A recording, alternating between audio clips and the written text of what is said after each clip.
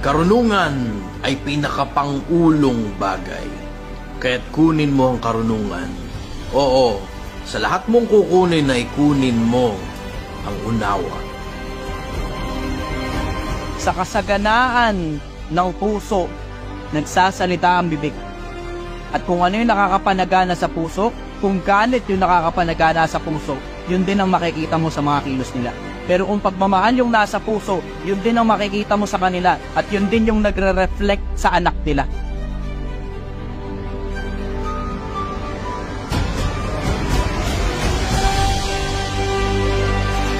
I want to appeal to intelligent individuals.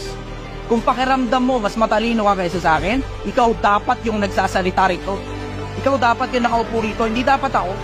Hindi ko naman dapat ilalabas yung mukha ko sa social media. Kasi yung kabobohan ng majority ng mga vlogger, hindi ko na matiis eh. Komportable na yung mga bata na pinapastos yung mga magulang nila. Hindi naman ako dapat yung nagsasalita rito eh. Hindi naman ako masyadong matalinong tao. Hindi naman ako masyadong importanteng tao eh.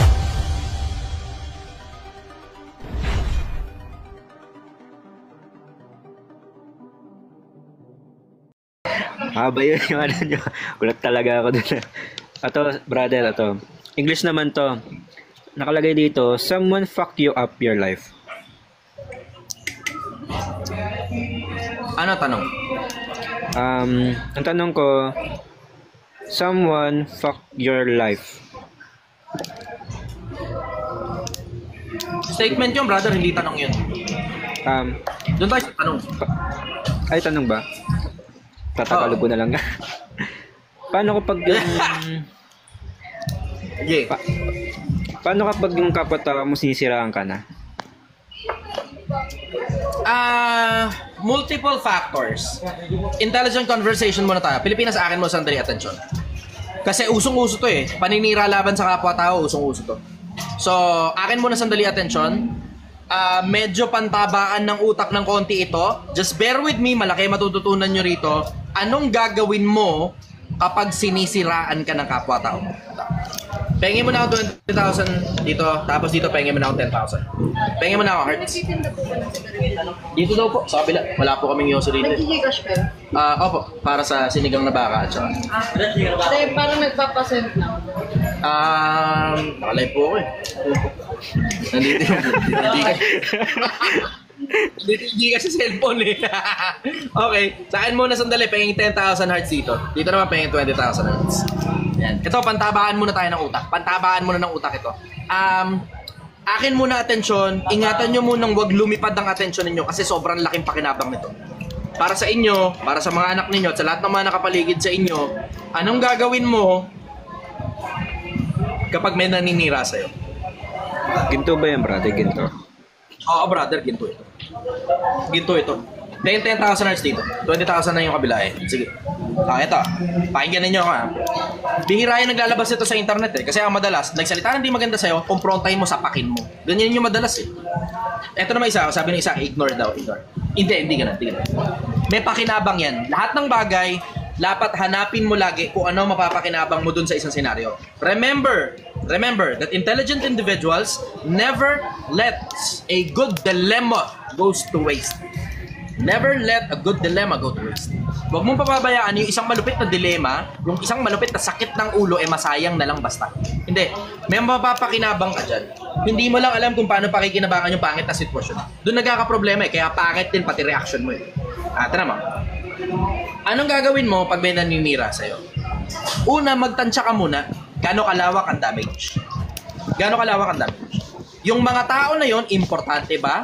Yung mga kausap niya na tinatawiran niya ng balita, importante ba? Kung hindi importante, hayaan mo na lang.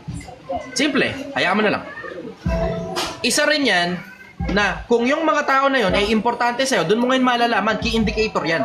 Key indicator, doon mo malalaman kung sa'yo ba talaga yung mga tao na yon o nakikinig sila sa walang kakwenta-kwentang chismis at hindi na pinapakinggan ng side mo. Doon mo ngayon malalaman kung sa'yo ba talaga loyalty ng mga tao na yun o hindi.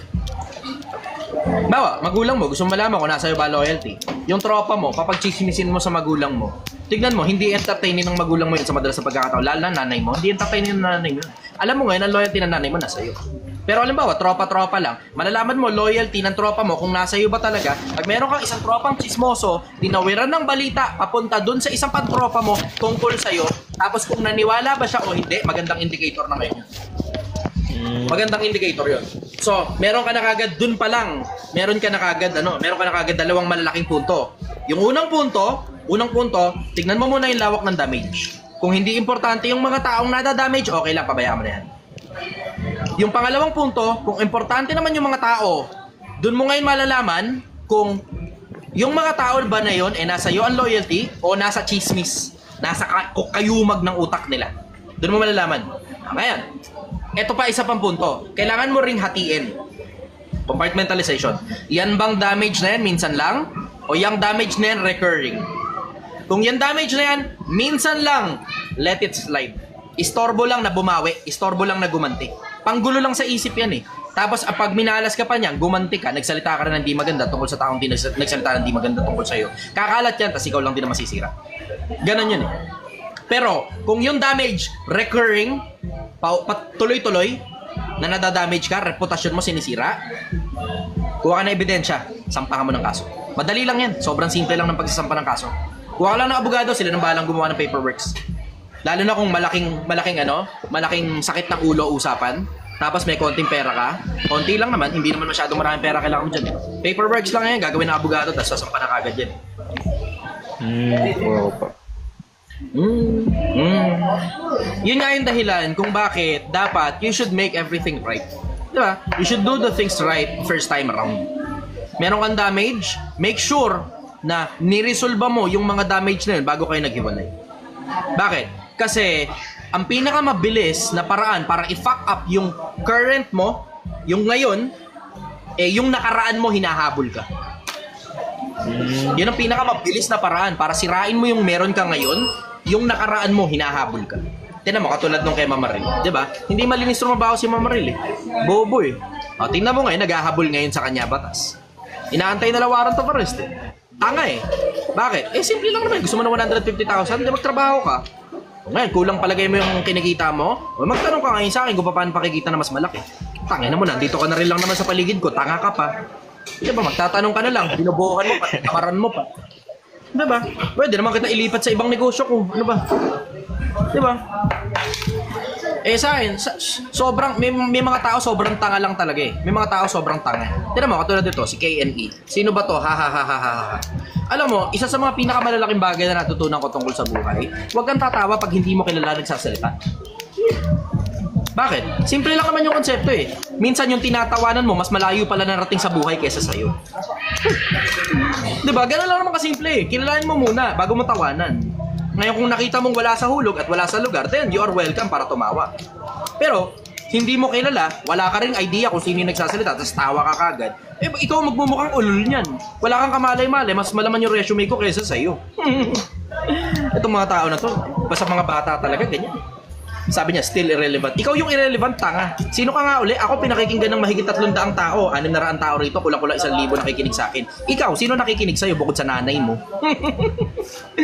Tangina, simple ang buhay, simple. Ngayon, going back to sa pinag-uusapan natin. Never let a good dilemma goes to waste. Huwag mong pababayaan na yung malupit na problema basta na lang masayang nang wala kang napakinabang. May pakinabang yung mga problema. Isa sa mga pinakamalalaking pakinabang ng pagkakaroon ng kaaway, pag yung kaaway mo, nakabati mo, malaking pakinabang sa yan. 48 laws of power. 48 laws of power. Be careful of your friends, make use of your enemies. Be careful of your friends, make use of your enemies. Basahin yun, maintindihan nyo kung gaano kalaki ang pakinabang ng isang taong kaaway. Pero yung iba, wala, gusto nila, drugin lang nila kaya kaaway nila eh. Diba? Without considering, natak na yung kaaway mo, pwede mong pakinabangan yan, ano ka ba? Napapakinabangan ng kahit na sino. Napapakinabangan din ng mga konsepto. Hindi mo lang alam kung paano pakinabangan. Parang yung kaninang tumatawa, walang malay yan sa mundo eh. Walang malay yan eh. Tingnan mo, tawa siya ng tawa. Without considering, na sana kung nakikinig ka, may natututunan ka. Pero dahil bobo ka, pakiramdam mo, alam mo na lahat ng bagay, hindi mo kilala kung sino nagsasalita, tumatawa ka na lang sa kabobohan. Diba? Still irrelevant daw, sabi niya kanina. Ikaw yung irrelevant eh. Tingnan mo, wala nakikinig sa'yo kahit sino. Kahit nga nanay mo, baka ayaw na makinig sa'yo sa kabobohan mo eh. Follow-up question, brother. Okay. Nakailaban na ba tayo? Sa dalawa tatlo. Apat. Ay, Tatlo pala. pangapat na. Sige, pang-apat na. Pangapat na tatanong na to, boss. Ito lang kasi yung previous na buti na lampasan ko dahil din sa inyo. Meron ka, ikukwento ko na lang po, brother. Iklihan mo lang, brother. Oh, Para mas agad natin yung tanong. ay, i-clean ko lang, sige. Napaya ko yung team leader ko. Pinaya ko yung team leader ko, tapos nahimingi naman ako sorry. Itong dalawang kumag, nadamay daw sila dahil sa ginawa ko. Actually, first of all, kayo unang nanira, sumabay lang ako. Babae to legit na babae to. Pinatawag kami sa conference, pinag-usapan yung nangyari. Ako naman, first of all, in the first trip, ako lalaki ako. Kala ko talaga mag-humingi ng sorry. Kasi, nakakatakot kayo nakakatakot kayo magpayak ng babae para sa akin. Ito namang mga kapwa ko ng katrabahong babae naman, nagsorry na nga ako. Ito naman, paglabas ng conference, ako na yung agad sinisisi. So, ano bang pwedeng gawin doon sa mga tao na yun, brother? Unang-una, meron kang mali eh. Ba't patulan mo? Kung nagsasalita ng... Sorry, kasalanan ko na talaga yung brother. Okay, understood. Pero unang-una, you have to consider, brother, be careful of your emotions. Kasi sa emosyon mo, inilabas mo, ngayon damage control ka na lang. Yung nga po, kasalanan ko talaga eh. Sa emosyon mo, yung emosyon mo, ingatan mo. You have to make sure that you are in total control of your emotion. Every now and then, lumalabas yan. Pero dapat controlled yung situation. Pero pagka ganun, uncontrolled yung situation, ngayon, magda-damage control ka talaga. Ngayon, ang tanong mo na sa akin, paano mo i-damage control yun? Yan na mismo yung tanong mo. Paano mo i-damage control? Wala kang magagawa. Matagal na panahon yan, brother. Aayusin mo lang yung pakikisama mo sa kanilang lahat. Ngayon, pag nagsasalita na di maganda tungkol sa'yo, kainin mo lang. Wala ka na magagawa eh. Di ba? Nasira na nung unang beses. Ngayon, moving forward, pwede ka magsumbong sa supervisor mo pagka nagsasalita ng hindi maganda tungkol sa'yo sa talikuran yung mga tao. Yun lang ang kaya mo gawin. Kasalanan ko naman, brother, wala naman ako magagawa doon. Tanggap ko na din sa sarili ko yun. Ako naman din gumawa ng ipupupok sa sarili ko. For me, yung mga tao na yun, humingi naman ako ng pasensya, kaso hindi naman, kulang pa rin sa kanila yun eh. Ngayon, tong isa naman to, binanatan ako, sinabat-sabat ako. Ang binalik kong tanong sa kanya, ano mo problema mo? Alam ko daw yung anong kasalanan ko. Nagsorry naman ako eh. Pagkatapos nyon, nag-walk out, umiyak pala na 1 oras, bumalik. Hindi na kami nag-usap. So, alam mo So yung... much relies on your reputation. Guard it with your life. So much relies on your reputation. Guard it with your life. Yang mga ganyan, brother, keep your hands clean.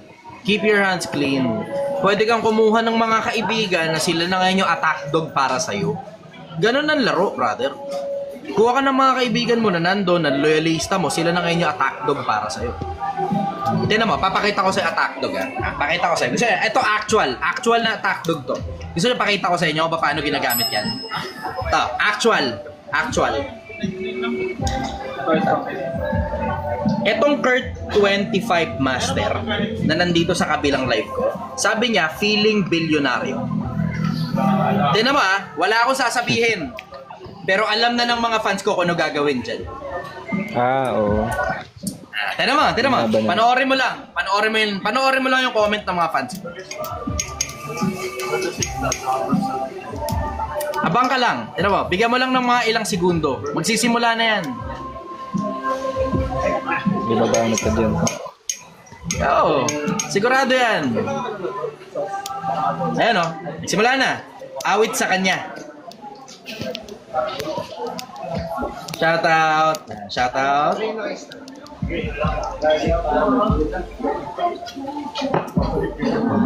Ayan o, bitayin na yan. Kupal yan, boss. Tama mo, nakita mo. Ayan, sisimula na ngayon. See? Kita mo? Yan ngayon nagagawa nun. Pag mataas ang credibility mo, hindi ka pwedeng mang-away. Ngayon, iba kasi yung sa akin eh. Yung sa akin kasi, meron akong purpose eh. Bakit? Kasi influencer ako. Hindi mo ako pwedeng gayahin sa bunganga ko. Bakit? Kasi yung konsepto na ang dahilan kung ba't ko pinapatulan yung mga basher, kasi viewers, oh, tignan mo, oh, viewers. Nakita mo? Ngayon, kung ikaw naman eh, hindi naman tungkol sa viewers at personal na buhay, hindi ako bumibira ng ganyan sa personal na buhay. Makikipagsigawan ako? Hindi, tinan mo. Ang dami ng mga influencer na nakita nyo nakikipag-away sa kalsada at nakikipag-bungangaan sa kung saan man lugar. Pero tingnan mo yung bunganga ako yung mga bagsakang makikipagbungangaan eh. Pero wala ka nakikitang ganun. Napansin nyo, wala kayong napapanood na video ko na nagsisisigaw ako sa kalsada pag may mali. Napansin nyo? Bakit? Kasi may mga tao nung gumagawa para sa akin. May mga tao na gumagawa nun para sa akin.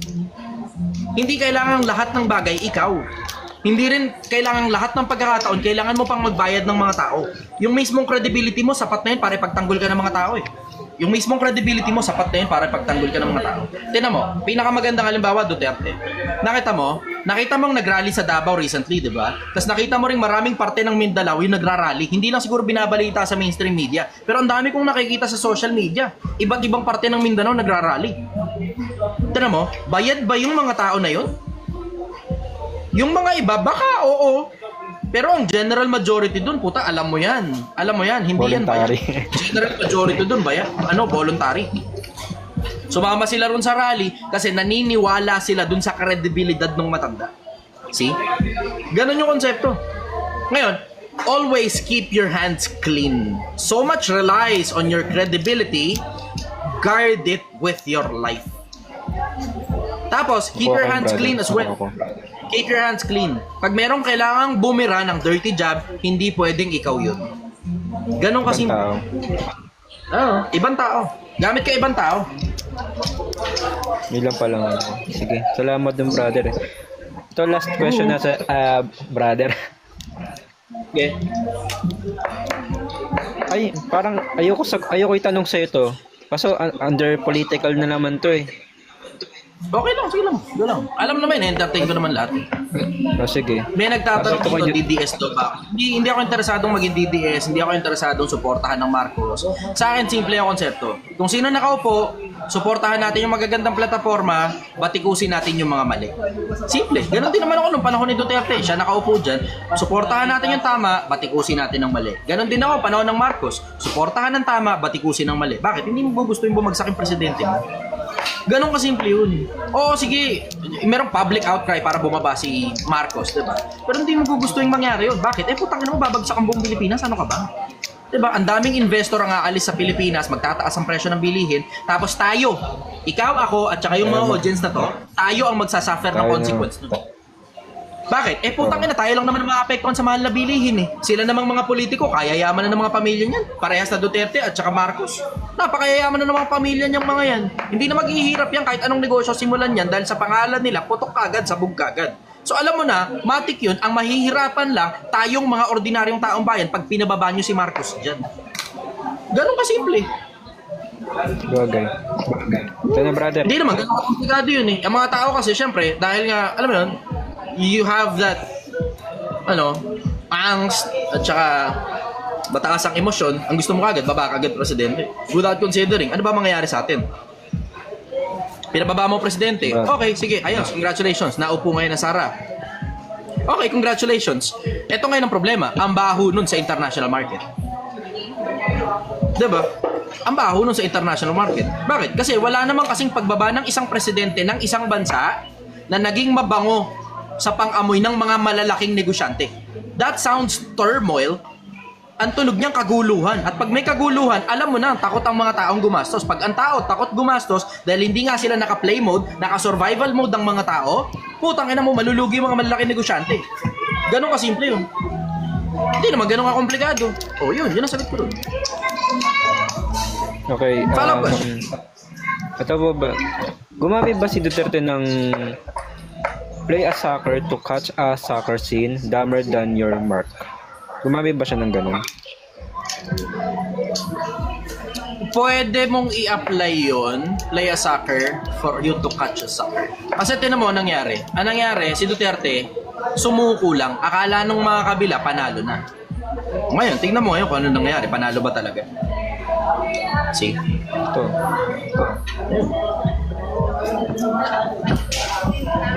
It could have been better kung okay, sige, hindi ka sumasang-ayon kay Duterte.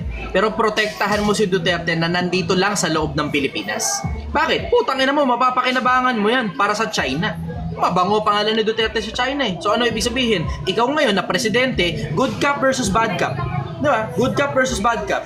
Ikaw yung bad cop sa paningin ng China, ayaw sa'yo ng China. Pero pag si Duterte ang nakipag-usap sa China, mabango si Duterte sa China, paniniwalaan ngayon si Duterte. See? So mapapakinabangan mo si Duterte kung tumap ka lang sana sa kanya tungkol sa China. See? Pinanatili mo sana dito. Di sana may kaalyado ang China dito sa Pilipinas. Tapos yung kaalyado mo rin at the same time. O di hindi ka ngayon magkakaproblema. Bakit? Kasi you're playing cards eh. Ganun ka simple eh. Hindi naman ganun ka komplikado eh. Hindi ganun ka komplikado ang buhay. Well, hindi pala, sorry. Komplikado pala yan para sa ordinaryong taong bayan. Sorry. Oo, komplikado pala sa ordinaryong taong bayan yan. Kaya pala kayo nagtatanong sa akin kasi yung mga simple sa akin or hindi ganun kasimple para sa inyo. Sorry, kasalanan ko, katangahan ko. Nabobo ako ng kapiraso. Okay. Nakalimutan kong Okay, live okay pala yung... Nakalimutan kong naka-live ako kasi ang pakaramdam ko, magkakausap kami ng mga kapwa ko, tropa ko. Oo, kasi pag kami nag-uusap, ganyan kami pag nag-uusap kami. Ano mangyayari? Pagka yung ganito, ginawa ni ganitong politiko, tapos mangyayari yung ganito, tapos mangyayari yung ganyan, we're playing scenarios in our heads. Ganun yung konsepto. We're playing scenarios in our heads. Yun, follow-up question, brother. Alas na lang to, brother. Ito tungkol naman to sa buhay ko, brother. May pinapasok ako sa isang alam mo ba yung life insurance? Ayoko kasi mag-invest sa iba. Gusto ko isang baksaka lang. Gusto ko mag-invest na lang ako sa mga life insurance na lang para kung sakali mamatay ako, may mapag-iiwanan ako. Ganun lang. 10 years kong babayaran. Okay lang ba yun, brother? Pang long term ko lang naman yun eh. Kung sakaling mabubuhay pa ako. Huwag naman sana. Merong ganito. Hindi ako expert sa insurance. Let's put it that way. I want to put that card on the table na hindi ako expert sa insurance. Hindi nga rin ako fan ng insurance eh. Ako yon personally. Bakit? Kasi hindi naman lalapat sa akin ng insurance. Bakit hindi lapat? Tangina, wala naman ako mapapag-iwanan kapag namatay ako. Magkakagawa lang yung mga tao sa mga sa'yo, brother. Ako, may papag-iwanan ako. Alam mo yung maling tao yung tinatanong mo tungkol dyan? Maling tao yung tinatanong mo tungkol. Pero overall, masasabi ko tungkol dyan, marami kasi ako mga tropang nasa insurance business.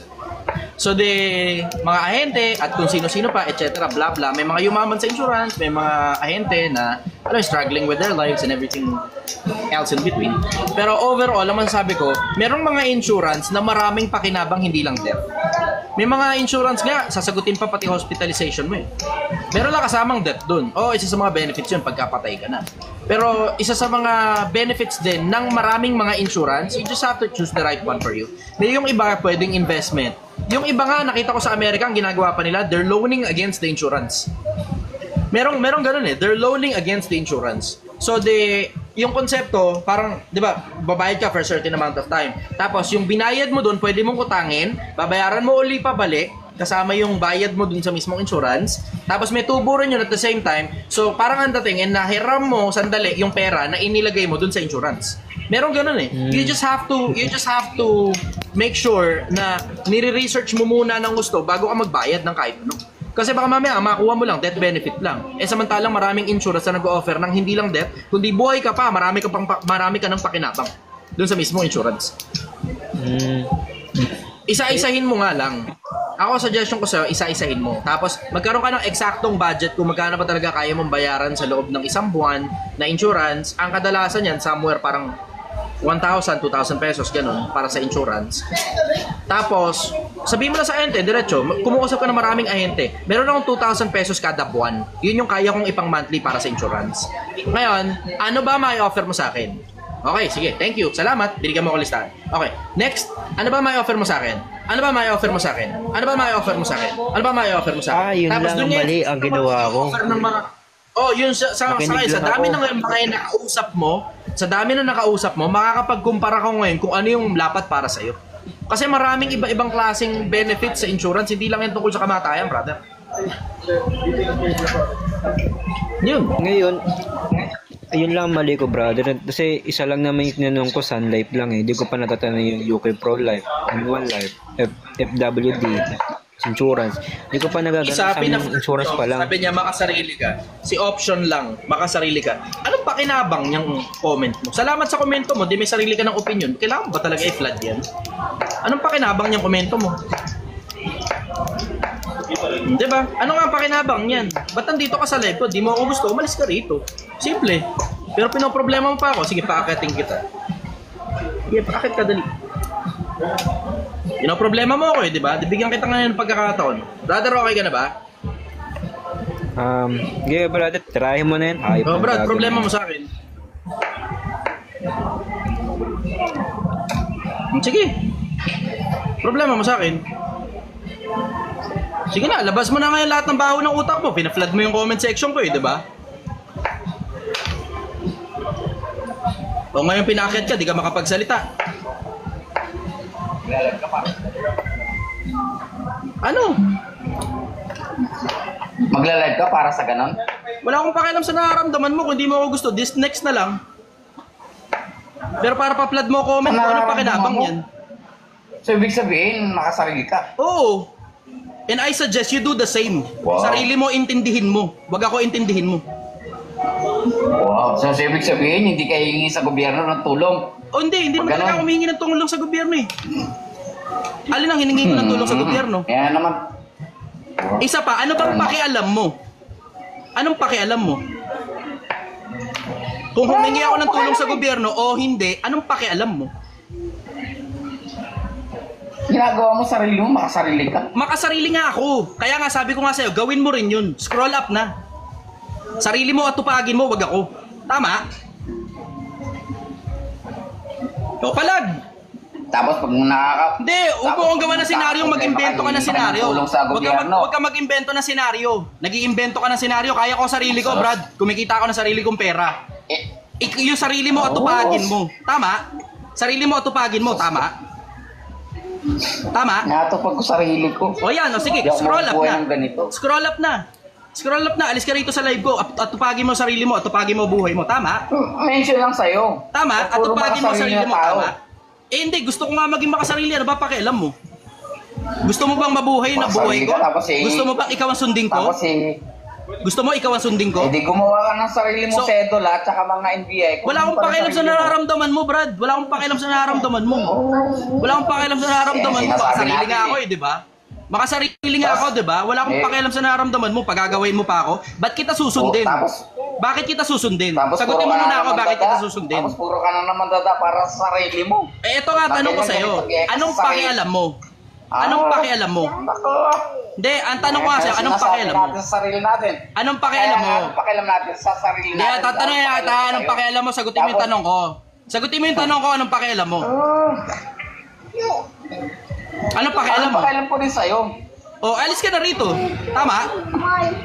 At tupagi mo sarili mo, tama? Kaya nga, ibig sabihin, makasarili ka. Oo nga. Oo nga. Paulit-ulit ka. Oo nga. Sumasagot ako sa'yo ng diretso. Oo, makasarili ako. Tama ka nga. Kaya nga, umalis ka na rito. Ay, di. Tama? Kaya ibig sabihin, kung ano man yung sarili mo, kung ano, huwag kang hihingi ng ano sa gobyerno. Wala ka nang pakialam doon, Brad. Sarili ko nga lang inaatupag ko eh. Ang tanong ko sa'yo, ba't nakikialam ka sa buhay ko? Hihingi ka pa ng ibang views na tao eh para sa sarili mo. Tapos anong pakialam ko sa'yo? Sa ibang gobyerno. Anong pakialam ko sa'yo? Huwag kang bumoto. Hindi naman talaga ako bumoboto eh. Anong pakialam ko sa'yo? Anong pakialam ko sa'yo? Kaya nga pala NPA ka. Ang tanong ko sa'yo, bakit nakikialam ka sa buhay ng ibang tao? Ba't hindi yung buhay mo at tupagin mo? Hindi ka pala bumoboto eh. Hindi, tatanong ko nga sa'yo. Ito, tanong ko sa'yo. Ba't inaatupag mo yung buhay ng ibang tao? Sagutin mo tanong ko. Sagutin mo tanong ko. Hindi ka bumuboto. Sagutin mo tanong ko. Sagutin mo tanong ko. Ayan o. Kahit mga tao, sinasabihan ka na. Ayan o, basahin mo, open cam ka daw o. Sobrang tapang mo kasi ayaw mo mag-open ng cam mo eh, di ba? O, dali mag-open cam ka kasi. Mag-open cam ka. Ayaw mag-open cam. O, tanong mo, natatakot ka ngayon. Mag-open cam ka. Bakit kita susundin? Pinapagawa mo sa sarili sedula? Mag-open cam. Mag-open cam ka, ang tapang mo, di ba? Oh, pakitang gilas ka sa katapangan mo. Open cam yung sarili ko, no? Pakitang gilas ka sa katapangan mo. Kanina pa eh. Open cam ka. Open cam ka. Hindi ako nagmamatapang. Oh, tamo? Open cam. Ang totoong matapang, nag-open cam. Tama? Hindi nga ma-open Di ba open cam? cellphone ko. Di ba bigla kayo pa. Sira. So Hindi ano ko dapat nakuha ng ay ibig cellphone. sabihin? Dapat ang inaatupag mo, yung pambili mo ng cellphone, hindi buhay ko. Tama? Oh, hindi ko naman inaatupag yung buhay mo eh. At tapos dito ka sa live ko, nakikialam ka. Tama? Hindi ako nakikialam.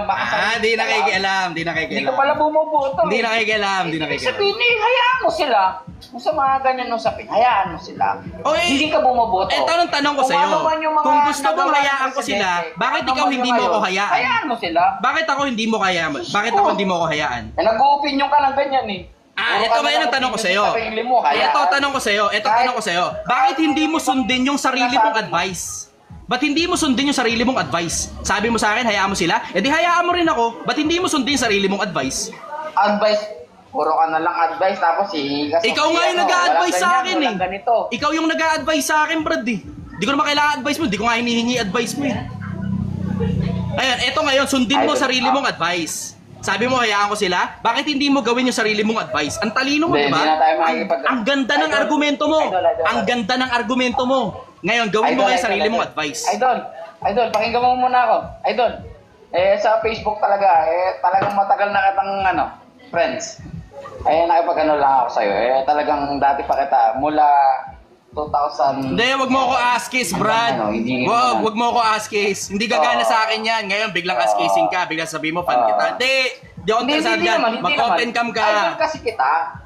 Tapos kaya sabihin mo, idol Hindi mo na ako. ma-open Pasa cam. ko sa ganyan, Kung Brad. naka-open cam Pasa ko lang sa yung- ganyan. Hindi, kung na-open cam lang yung cellphone ko, kanina pa. O di nagbago ka ngayon ng pananaw. Sa'yo. O di ba? Nagbago ka ngayon. Hindi. Susunod Ay, kasi, kita. wag kang masyadong matapang kasi Hindi. ang susunod niyan kapag kapahiya. Hindi nga ako matapang. Idol kasi kita. Matagal na sa Facebook pa lang. Nag-uumpisa ka pa lang. Andyan na ako. Talagang followers mo na ako. Talagang Sige, truly, nandyan hahayaan ako. muna Naka-update kitang mo, magsalita. andyan na. Hindi lang talaga ako nakakapag-open cam dahil nga si Rami yung cellphone ko. Sige, Mag-open pinapatawad cam na ako, kita. di mo rin naman Sige na, makita yung pinapatawad camera na ko. kita. Pinapatawad na kita. Bati na tayo. Hindi lang talaga. Idol kita, pre. Mula nag-umpisa ka, andyan ako. Followers mo ako. Hindi mo lang talaga ako napapansin. Kahit hindi mo ako pansin, okay lang yun. Lahat ng update mo, andyan ako. Kaya nga, bilib ako sa'yo. Nakita ko lang talaga na talagang totally nakikinig ako sa'yo. Lumalaki Yung lumalaki mga, ulo ko. live mo. Lumalaki tenga ko. Followers mo ako. Lumalaki tenga ko, lumalaki ulo ko. Hindi. Pakiramdam Hindi ko totoo yun. humahaba titi ko. Kahit i-search ko yung cellphone ko. Okay. Hindi, i-search ko yung cellphone ko, andong ka lahat, updated ako sa cellphone, sa followers, sa lahat ng update mo, sinasabi mo, kahit saan ka man, andun ako. Mula nung ilang followers ka pa lang hanggang nag 1 million, nagbasura ka, nagtrabaho ka sa ganyan, andun ako, nakikita kita. Lahat yun, nasubaybayan ko sa sarili. Nakita kita, kaya bilib ako sa'yo. Doon ako, kasi followers mo ako, hindi lang ako umiimik. Kasi ayoko yung mapansin mo ako, hindi man ako nagpapansin, hindi naman ako. Followers kita, kaya naging idol lang talaga kita. Idol kita, totoo lang. Ayos. Ano ngayon masasabi mo? Ano masasabi mo sa audience? Dali. Bilib ako sa'yo. Hindi, talaga, just talagang bilib. Pinapangiti bilib mo ako ako. dyan. Grabe Totoo ka lang naman. Kinikilig na ako. yan. Hindi. Talagang, nung wala ka pang followers, marami ka ng basher sa ganyan sa katalinuhan mo. Hindi ka lang matalino talaga o kahit sabi mo di ba, nagbasura ka. Grabe ka. Ano ba? Sa ganyan. Okay, tuloy. Hindi. Tuloy. Natutuwa ako na. Tuloy. Totoo yun. Para sa sarili mo. Kasi nakikita ko followers kita eh. Sige nga, subo mo nga titi Nagla-live ko. ka. O, sige. Nasaan lang kita. Pinapangiti lang kita. Hindi. Totoo yun. Sa Facebook man, kung ito mo open lang yung camera ko, sira talaga. Idol, ito talaga hindi ako nagsisinungaling. Hindi ko kailangan magsinungaling para sa sarili ko. Hindi talaga kasi sira na nga yung cellphone. Pero okay pa naman kahit Facebook, yung camera talaga malabo. Tapos siyempre nagtitipid na naman tayo sa sarili natin. Ikaw, siyempre ikaw. Kahit inano ko lang sa Facebook, ano lang natin. Followers mo ako. Ilang taon na. Matagal na. 100 pa lang yata yung followers ko. Andun na ako. Nakita mula nung umpisa ka dun sa talagang sinubaybayan na kita kung paano ka magsalita. Kung paano ka talaga, kung ano yung dapat mong integrity sa sarili mo. Kung ano yung dapat mo gawin, salita ka na dapat mong sabihin. Totoo yun. Followers mo na ako pero hindi naman ako sa'yo. Idol kita talaga, totoo sila. Yun ang pinaka-totoo. 100 pa lang followers mo, tinignan kita sa Facebook mo. Kung hanggang saan nag 1 million. Hanggang umabot sa 1.2. Nakita ko, tapos nakita sa TikTok, pinalo na kita. Sa Instagram, pinalo na rin kita. Nakita ko lahat yun. Dahil followers mo ko eh. Okay, Nakita ko sige. talaga yung Ayos. integrity mo, nasa sarili mo. Okay. The best ako sa'yo. Maraming The best salamat, ako sa'yo. brother. Hindi Na-appreciate man ako it. sa'yo. Hindi ako sa'yo against sa'yo. Nag-ano lang ako kasi nga, followers Ano, mo ang ako, tawag dyan, idol kita. naglalambing. Ano lang ako. Oo. Parang ano lang, hindi naman ako nagpag-away sa'yo eh. Okay. Idol kita eh. Yung parang, ano talaga, idol kita. Sweet naman. Wala nung 100 ka pa lang 100 followers pa lang. Hindi ka pa talagang sumisikat noon. Nag-umpisa ka dun sa umpisa noon hanggang sa naging 1 million ka, nagbasura ka, nilive mo ng ganyan, kung ano-ano pa man, pinakita mo yung sarili mo hanggang ikaw naman yung nag-business ngayon, nagtayo ka ng business, kumita ka, ganyan ganito, pinapakita mo. Nakita ko lahat yun, kung paano ka, sa sarili mo. Kaya believe na believe ako sa'yo. Okay na, Kasi sige brother, hindi salamat. ka ganun na tao. Yo, na-appreciate naman kita. Kaya, Pero okay maraming lang. magtatanong, unahin na muna natin sila. Ay, sige.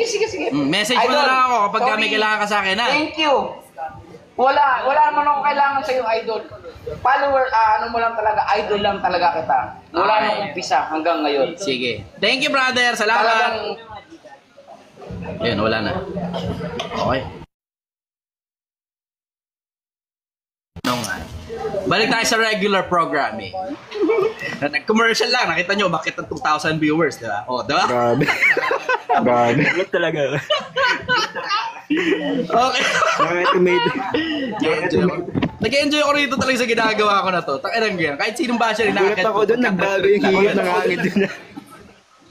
Ako rin eh. Enjoy eh. Pamisa-misang ganun lang talaga eh. Ha? Sabi ko sa iyo eh. Tinan mo, di ba? Sabi ko sa inyo, 48 Laws of Power, be careful of your friends. Make use of your enemies. Tama? Oh, di ba? Ganun kasimple yun. Sige, doon tayo sa mga tanong mo, brother. Meron ka pang isa pa sa dulo. Go! Magpapasalamat na ako sa iyo, brother. At na ako kanina pa. Tawa ko ng tawa. Magpapasalamat ako sa iyo, brother, kasi marami ka natutulungan. Tapos sana tanggapin ka ng Panginoon sa itaas at makaka 1 year na din pala ang Project 1M. Tapos 1 year na din pala ang Project 1M. Tapos Wala pa, May 1. May 1 ako May 1 nagsimula malapit na yung brother, Tapos nagpahinga contentis akong na lang. 2 buwan. May 1 malapit na yung brother, contentis na lang yun. March, Tapos April. power na lang sa iyo, brother. Thank you, Tama. maraming salamat po. More power na lang sa iyo, brother. Thank you, maraming salamat po. Salamat, brother. Wah, nataas ang asin ko ah. Yung acid na naman, yung acid. Yung acid na naman, yung acid. At saka pa pala, puta ka. Baba mo na. Okay, sige. Salamat, brother. Bye-bye. Baba mo na. Sige na, tara. Okay. Ito tara debate, pumapatol ka ba sa babae? Haha, char. Depende po kung maganda yung ugali at saka sexy. Leche kayo. Tangin nyo talagang kalokohan ninyo. Leche kayo. Bahala kayo sa buhay nyo. Wala eh. Ganun talaga. Single tayo ngayon eh. Minsan talaga, buhay, ibang ka. Putang ina mo, biglang sobrang dami ngayon ng gusto umakyat sa live. Biglang dumami yung gusto umakyat sa live. Sige, akit tayo sa babae. Yeah. Wala akong ganun, matalino lang. Ay, hello sister. Taga saan ka? Uy, ako Torsada. Saan? Dasma. Okay. Oh, sige, ano tanong mo? Sige ko yan. Di ba, sige identity. Tapos yung husband ko, nakausap mo na ako. Oo, naalala kita, oo. Okay, anong nangyari sa asawa mo? Yung husband ko, sobrang, kaya naman ako talaga na-hook sa'yo. Okay, tayo. Nagsaselos na siya sa'yo. Huwag ka mo, tropa-tropa lang kami dyan, pucha. Hindi, Nangyari kasi, before, Medyo mahina yung pasok. Naka-headset ka ba o ano? Ang hina sobra, hindi ka marinig na audience ko, hindi kita marinig. hindi ako naka-edit. Lakasan mo na lang, itutok mo sa bunganga mo. Hello, hello, ganun. Okay, brother. Yan. Malapit. Ewan ko, nag-service na ba talaga sa inyo? Sabi ko kasi, hindi ko, babe, punta ako kay Fiesta kasi kukunin ko siya na sana. Diba na bang, parang nag-get kasi before na kukunin kita na siguro mag-i-endorse na dito. Kukunin na ano? Mag-i-endorse sana doon sa ispak ako. Ako, inaalok ka ng hospital. Okay. Oo, gusto ko si Chichester, papuntahin mo dyan, ganyan. No. Sobrang idol ka rin ng asawa ko. Salamat ka mo. Oo, kung nakikinig talaga siya sa akin ngayon talaga. Bumisita Sobrang kayo rito. Ako lang muna, nasa pa siya, nasa Australia. Okay. Kailan lang uwi? Hindi ko pa alam, nagpapatay ako ng Bagong? Di ba sabi mo doon, trabawin ko, asuwin ko, ang nangyari, yung tinrabaho ko, lumago. Good job. Kabisado ko naman yung ginagawa mo eh. Oo, simulat ko lahat ng sinabi mo. Alamin ko yung mga competitors mo, sobrang ang laki ng tulong, brother. Ay, teka muna pala. Takina mo, hindi pala phone call to. Hayop ka. Live to, live. Ano tanong mo? Doon tayo sa tanong mo. Nakantang yan. Na-entertain ako sa'yo. Akala ko phone call, hayop. Wala akong tanong. So, kung nagpapasalamat ako. Okay. Niulat mo ako dun sa mga kailangan kong gawin. Minsan, it's just a matter of different perspective eh. Hindi naman yan dahil sa mas magaling ako hindi yan sa ganun eh. Minsan kasi dahil, alam mo yun, ikaw na negosyante, lubog ka na dun sa mismong negosyo mo. Ibig sabihin, immerse ka dun sa mismong negosyo mo na yung operations, yung accounting, etc., marketing, sales. Alam mo yun, sobrang busy mo na doon, yun yung kinabibisiyan ng isip mo eh. Minsan di mo na nakikita yung overview. Ako naman, bilang negosyante ng ibang lugar, diba, makikita ko ngayon yung overview. At sigurado, pag ikaw yung pumunta rito, makikita mo rin yung overview ng kung ano nangyayari, makakapag-suggest ka rin. Minsan, it's not a matter of mas magaling ako kaysa sa'yo, o ikaw mas magaling kaysa sa akin. Hindi siya sa ganun eh. Doon siya sa konsepto na yung attention mo nauubos doon sa mismong nasa loob ng negosyo mo, hindi mo na nakikita yung ibabaw. Ganun. Sir Chester, actually, hindi ka nga nag-overview. Ikaw pa nga yung nagsabi sa akin na makinig ako kay RDR, umaten ako ng ganito. You are, mas mahigit ka pa doon, mas malaki pa yung tulong mo kaysa doon. Nung umaten ako doon. Actually, nagawa po ako ng training kay RDR at saka kay Sibo Lim. Pero, bago ko pumunta ron, kayo talaga muna ako pumunta. Mas malaki yung naitulong mo sa akin bukod doon. Promise. Tapos sabi ng asawa ko, bakit hindi mo ako sa Chester yung kunin mo na ganito? Ganito, sabi ko, nag-selos ka naman eh. Hindi na ako. Pero brother, hindi siya ganon. Gusto niya talaga ikaw. Salamat ka mo, pakibati mo na lang ako sa kanya. Sabi ko nga, mapapasyal ako talaga dyan. Ako nagtanong sa'yo kung yung Sunday, kaso medyo late na rin kasi ako nun, parang umalis ng time na yun. Pero one days talaga mapasyal ako dyan. Pero brother, ayun nga, yung tinuro mo sa akin, nakapag-expand ako. Imbis na mas lumago ng konti, nakapag-expand ako. Ngayon nagpapatay ako ng bagong spa. Congratulations! Ngayon, magagawa niyo na ng paraan na mapauwi mo na yung asawa mo para di na kailangan mag-abroad. Feeling ko nga hindi pa uuwi. Bakit? Sabi niya, kasi yung 6 months daw na papasukin ng baka daw maluwi. Di palipasin niyo muna yung panahon. Tapos pag sobrang stable na, di uwi na siya rito. Ganun lang naman ang buhay eh. Brother, alam mo. Hindi maganda yung konsepto kasi na mag-asawa kayo tapos maghiwalay kayo ng lugar. Hindi maganda yung ganung konsepto. Siyempre sasakit ang ulo nyo dyan in the long run eh. Yung pang short term lang yung abroad na yan eh. Hindi uubra na pang long term yan. Maliban na lang siguro, single ka, gusto mo na migrate to sa ibang bansa. Yung gagana yun. Pero pagka ganyan, magkahiwalay kayo, sasakit ang ulo nyo parehas dyan, magkakaroon kayo ng mga away na hindi nyo ina-expect. Parang ikaw pa kayo tulad pag-aawayan namin. Basta ako, nananahimik lang ako, nagtitinda lang ako ng sinigang dito, nananahimik ako rito, dinadamay niyo pa ako. Nung una, hindi nag-introduce ka niya sa akin. Sabi niya, makinig ka dito, makinig ka dito. Pinupost ka niya. Sabi niya, ayoko dyan bangan ako dyan. Anyways, doon na tayo sa tanong mo. Ay, hindi na kailangan marinig pa ng buong Pilipinas yung kwento. Sige na, doon tayo sa tanong mo. Pakikinabangan ng mga tao yung tanong. Doon tayo sa tanong. Ito yung tanong ko. Yeah. Kasi ganito yan. Yung asawa ko nga, medyo hindi siya uuwi dahil nga doon sa... Pero sabi ko nga sa kanya, hindi ganun yung perspective niya ni Chester. Ang gusto niya magkasama talaga pagdating sa negosyo or hindi talaga mag-aabot. Diba? Lagi naman sinasabi niya. Tapos nangyayari kasi ngayon, plano namin, pero malapit na matapos yung isa, plano niya, mag-loan pa kami. Para saan? Kasi, Kung kumikita naman yung spa, di tuloy-tuloy nyo na lang yung kita, tapos yung kita yung paikutin nyo. Hindi nagme-make sense na maglo-loan, tapos mag-a-abroad siya, tapos babayaran yung loan, galing yung pera sa pag-a-abroad. Kung kaya namang gisa sa sariling mantika. Tinan mo, nakita nyo tong Project 1M, di ba? Gisa lang to sa sariling mantika eh. Kaya isang beses na nag-loan ako dito, halagang 100,000 lang, nabayaran ko rin, 1 buwan lang eh.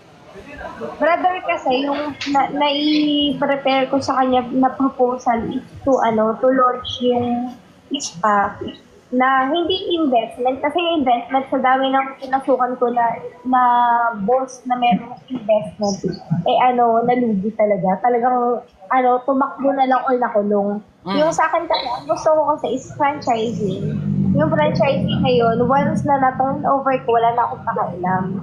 So, yung ilo-launch ko ngayon, yung gusto kong gawin na isa, is yung pinaka maging model ko to franchise. Yung gano'n. Ano tanong mo? Kaya gusto niya, mag-loan na lang kami para magampanan yung gusto ko. Kung gano'n. Sabi ko, kaya naman starting. Eh di wag na nga, kung kaya naman pala ng hindi. Pwede ka naman kumuha ng pera sa franchising eh. Siguraduhin mo nga lang, nakikita yung franchisor mo kasi kawawa naman sila kung kinuha mo lang yung pera tapos hindi naman pumapaldo yung negosyo nila. Ayun, okay na. Resolvado na yung problema mo. Congratulations. No? Oo. O yun. Okay ka na? Okay ka na? Oo naman. Okay, good. O, sige, wala pala akong wala akong Facebook. Paalala ko lang, wala akong Facebook. So yung mga gusto ko makausap, di ko alam kung paano. Hindi, meron pala akong page. Yung bagong page, may inbox yun. Doon na lang kayo mag-message.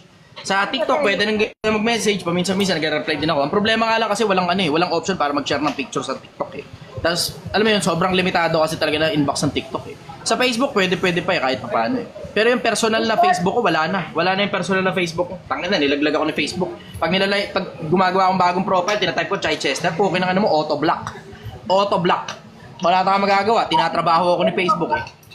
Sobrang thankful talaga ako.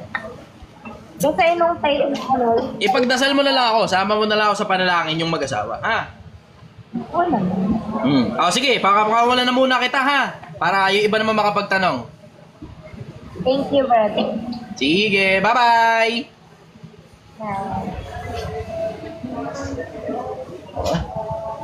Sa mga gustong pumunta rito, bisita lang kayo rito. Kahit di kayo bibili, ayos lang, wala namang problema rin. Wala man akong pakialam kung kumita to o hindi. Ang gusto ko, pakita lang sa mga Pilipino kung paano gumawa ng 1 million. So kung gaano katagal man ng abutin, it doesn't matter. Wala naman akong ginagawa sa buhay, retired na ako. Sarap na ng buhay ko masyado eh.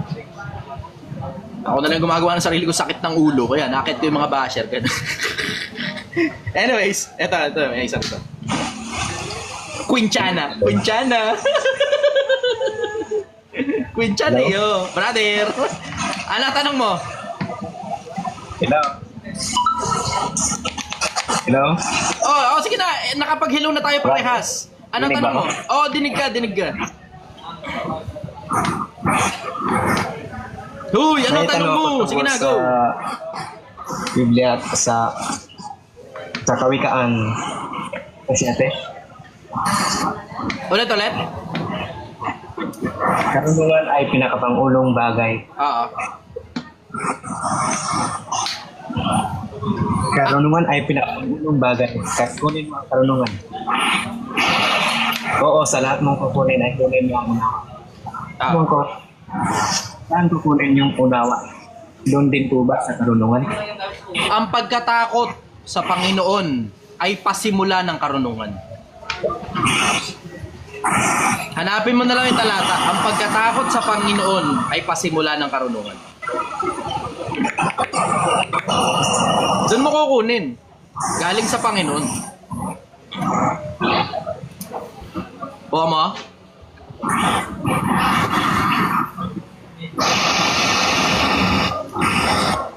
Kuha mo, brother.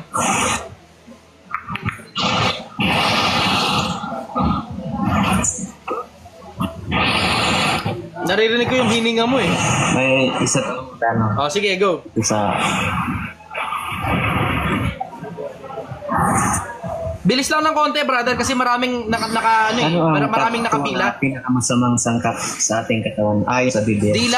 Dila ang pinakamasamang sangkap ayon sa ayon sa Biblia. Hanapin mo na lang yung talata. Nasa Bagong Tipan yan. Dila ang pinakamasamang sangkap ayon sa Biblia. Sensya naman. Ayos ba? Yun yung inaasahan mong tanong eh, no? Ito brother, sa pangalawang tanong. Sige. Paano tayo makakasigurado na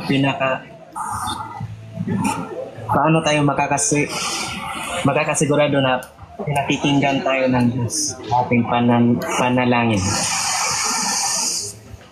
Kung kayo'y magsihingi ng may buong pananampalataya, nakakasigurado kayong kayo didinggin niya. Hindi lang naman yung pananampalataya ay tungkol sa paniniwala lang, hindi ganun eh. Kundi kailangan gumagawa ka rin ng mga gawa ng pananampalataya. Ganun yung konsepto. So gumagawa ka ng gawa ng pananampalataya, tapos may buong pananampalataya ka, didinggin ka, hihingin mo sa pangalan ni Jesus. Yan yung nakasulat sa Biblia.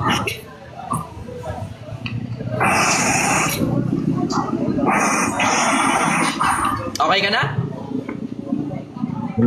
Salamat. Okay, brother. Maraming salamat. Okay na.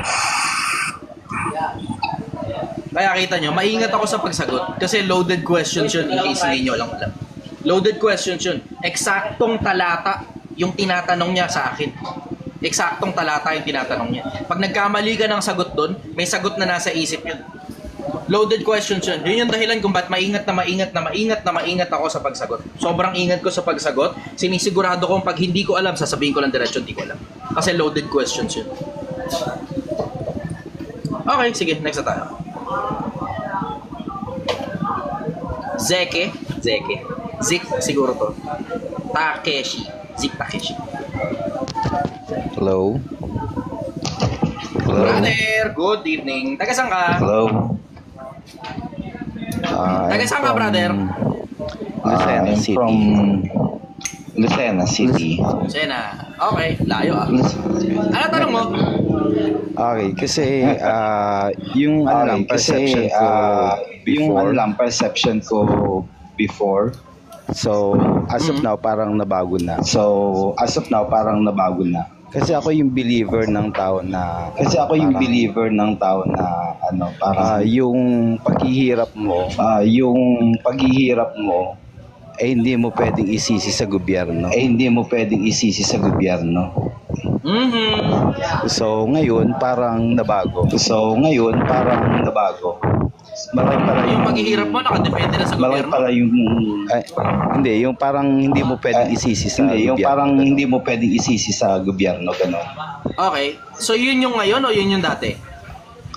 Yun yung dati. Okay. Ano ngayon? Ano yung ngayon na paniwala mo? Ngayon parang nag-switch na. May nangyari kasi sa buhay ko na parang ganito, parang ang laki pala ng kinalaman ng gobyerno. Pagsisikap mo sa buhay mo. Parang dadaling ka pa rin pababa. Ganun.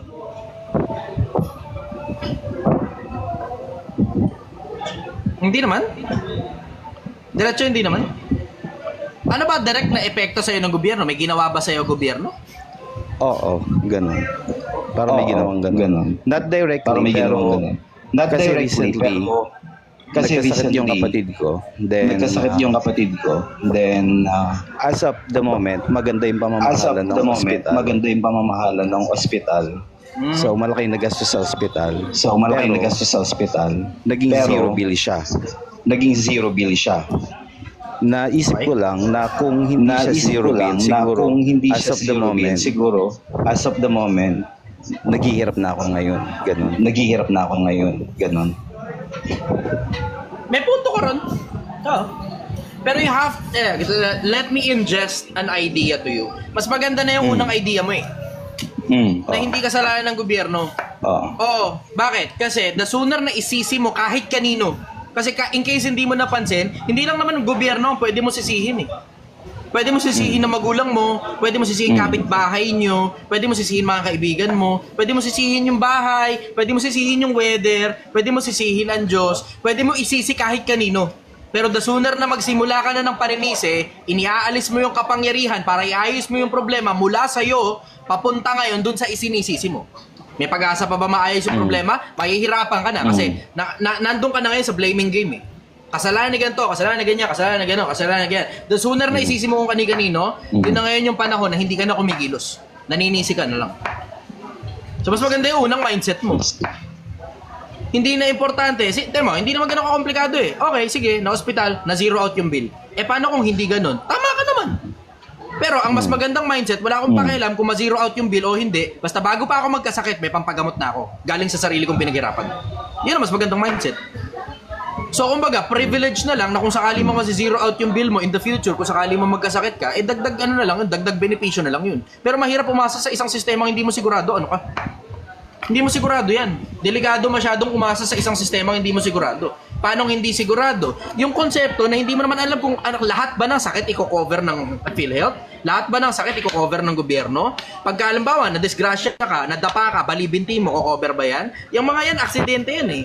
Pagka ba nagka-cancer ka, 100% cover ng gobyerno yan. Hindi mo sigurado, mahirap umasa sa bagay na hindi sigurado. Yung bagay na sigurado, yung pinaghirapan mo, nasa kamay mo. Kung sakali mang may mangyari, nasa kamay mo ngayon yung kapangyarihan para ipaayos yung sarili mo. Tama? Yes. Pangit yung konseptong naghahanap ka ng masisisi, brother. Kasi iniaalis mo yung kapangyarihan mula sa'yo, nakikilusan mo lahat ng problema, papunta na lang sa paninisi na wala kang kayang gawin sa paninisi. Hindi ka kikilos pag naninisi ka. Pangit ang mindset ng paninisi. Ang tawag dyan, poor mindset. Poor mindset. Tingnan mo, karamihan ng mga mahirap, bakit sila mahirap? Kasi sinisisi nila sa gobyerno yung kahirapan nila. Pero ano ba talaga yung totoong nangyayari? Ang totoong nangyayari, nag-aanak na pinapag-aral sila ng magulang nila, ayaw nilang mag-aral, tapos nag-aanak sila ng bata, dinadamihan pa nila yung anak nila, tapos nagtsatsaga sila sa minimum, wala silang expertise, kaya hindi sila mabayaran ng mahal, tapos ngayon, isisisi nila sa gobyerno bakit sila mahirap. Sinong gumawa ng kahirapan nila? Yung gobyerno? O yung kamangmangan nila na ayaw nilang matuto dahil sa paninisi nila? Diba? Pag nagsimula kang manisi, yan na mismo yung pagbaba ng intellectual mo. Pag nagsimula kang manisi. Kasi lahat naman pwede mong isisihin eh. Pero ang tanong, anong gagawin mo? Okay, kasalanan ng gobyerno, anong gagawin mo? Okay, kasalanan ng magulang mo, anong gagawin mo? Okay, kasalanan ng kapitbahay nyo, anong gagawin mo? Okay, kasalanan ng weather, anong gagawin mo? Yun lagi ang tanong eh, anong gagawin mo? Yun, ganun kasimple yung konsepto. The sooner na ma-realize mo, brother, na nasa pagkilos mo yung sarili mong kapalaran, the sooner na maintindihan mo na hindi ka na lang dapat manisi kung wala rin namang magagawa. Kung may magagawa, magsampa ka ng kaso, pero ano yan, detour lang yan. Dapat bumalik pa rin doon sa konsepto na dire-diretso ka pa rin. Di naman yung nangyari sa akin, pwede ko namang isising kaya bumagsak ang Project 1M dahil ninakawan ako ni Mamaril ng 150,000. Pwede naman yun eh, di ba? Oh, magkano na lang natirang pera nun? 11,000, 11,700. From 150,000 mahigit, naging 11,700 na lang. See? Pwede ko isisi yun. Tama ka, pwede kong isisi. Pero tignan mo, kinilusan ko ng gusto. Sa loob lang ng isang buwan, nakabawi na kami, naka 200,000 pa mahigit. Tamo? Bawi na kami. Nabawi pa ba yung pera? Hindi na. Mabawi mo pa ba yun? Hindi ko alam. Baka pag nahuli si Mamaril, paglabas ng warrant of arrest, ganun. Pero wala na akong pakialam dun. Ang bottom line yan, simple. Detour lang yan. So maglit lang kami. Tapos mabalik na uli. Atsara lang yan, atsara. Yang paninisi, pwede yan. Oo, as a form of entertainment. Atsara. Para matanggal ang suya mo doon sa araw-araw na pagkilos mo. Pero ang sikreto pa rin, nasa pagkilos, wala sa paninisi, brother. Yun ang sagot ko ron. Follow-up question. Okay. So, ano lang, Naitanong ko lang at saka yung gusto ko lang di marinig yung sagot mo. So, na-enlighten naman ako. Parang ikinoconnect ko lang siya sa darating na naman ng election. Siguro, yun lang yung ano ko doon, yung concept pumili tayo ng tamang tao sa posisyon. Tama ka. Ano tanong mo doon? Wala. Yun lang naman. Wala na akong tanong. Satisfied na ako. Salamat, brother. Isa lang? Isang sinigang na baka. Ilang extra rice? Dali lang, wala ako ng order, ah. Bilisan to. Wala yung tao ko, eh. Dalawang extra rice? Soft drinks, tubig? Tubig lang. Tubig, dalawa rin? Isa lang. Isang tubig. Okay. So, isang sinigang na baka, isang tubig, tapos dalawang extra rice. Okay. 215 pesos lang po. 215. Pangalan? Angelo na lang. Angelo. Dahil lang ako, wala ako sa lior dyan. Angelo. Good evening everyone. Ano po order nyo? Sinigang na tatlo. Isang sinigang? Dalawa? Tatlong sinigang. Baka gusto nyo tikman yung sizzling. Isa sa pinakamalulupit yan dito. Walang ganyan sa buong Pilipinas. Sa akin lang mayroong, promise ko sa inyo. Papaputol ko titi ko pag hindi masarap. Hindi masarap po yan. Yeah, hindi po pwede i-claim yun. Masama yun, nagsisinungaling. Okay, so tatlong sinigang. May sizzling kayo? Sinigang lang muna? Tatlong? Okay. Tatlong sinigang, tapos extra rice. Nag-iisip na siya mag-sizzling. Bigtong mo na isa. Sige, isa na lang sisling. Okay. Ilang sinigang? Tatlo pa rin. Dalawang sinigang. Okay. Dalawang sinigang, isang sizzling. Dalawang sinigang, isang sizzling. Extra rice. Later na. Okay. Soft drinks, tubig. Tatlo? Okay. Tatlong tubig. Okay. Bale, 140, 170. Bale, 525 lang po. Pangalan? Dayan.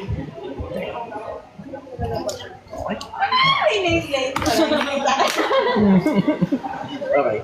525 lang po. Bilisan to ate lang. Gcash mo ako. Ano yung wallet ko? Ito po, Gcash. Magkano? 525. Naka akong 500. 1.5 pesos na. Yun pare. Thank you very much. Maraming salamat. Sige po, serve na lang po. Thank you. Doon kami nakaupo. Saan po ba? Okay lang po. Sige po. Brother, yung Dayan, doon daw bandahan. Pagkalagay na yung Dayan. Okay. Sige, tuloy tayo. Sige. Next na agad ng guest tayo. Chocotech PH. Chocotech PH. Anong buhay mo na tayo? Anong buhay mo na? Okay. Chocotech PH.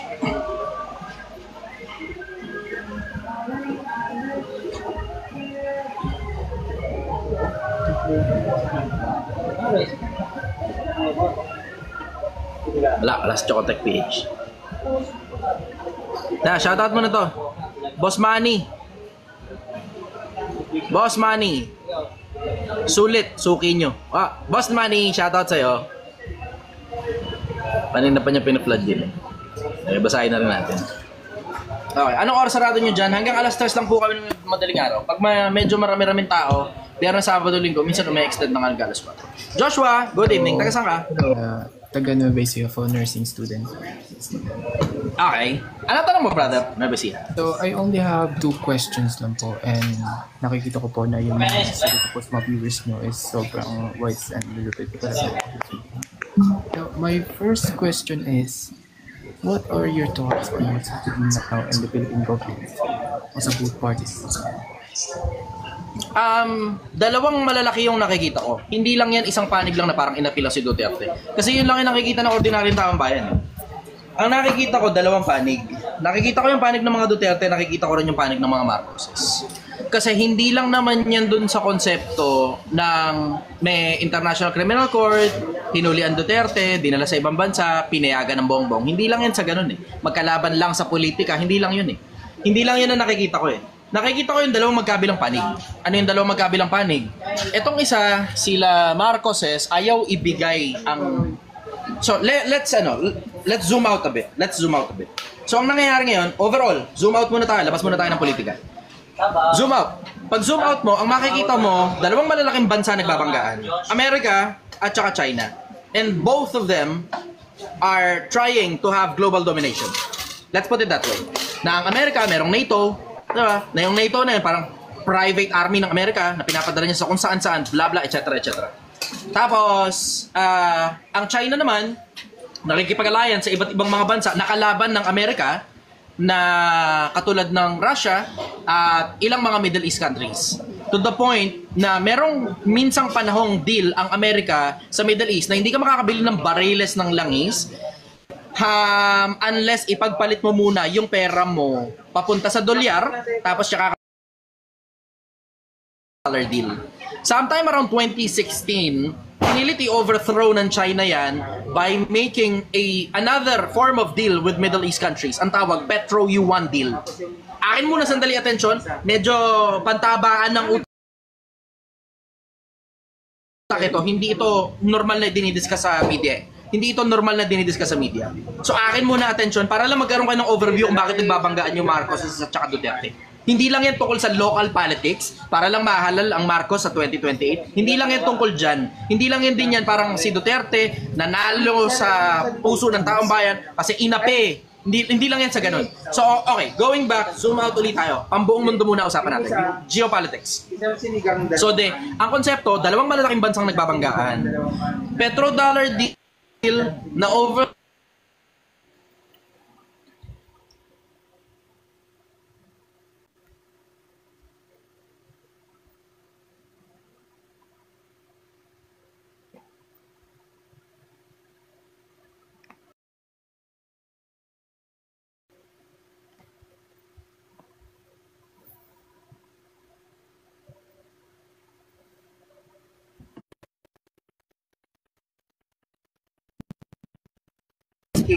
location, ito ang China, ito ang Russia.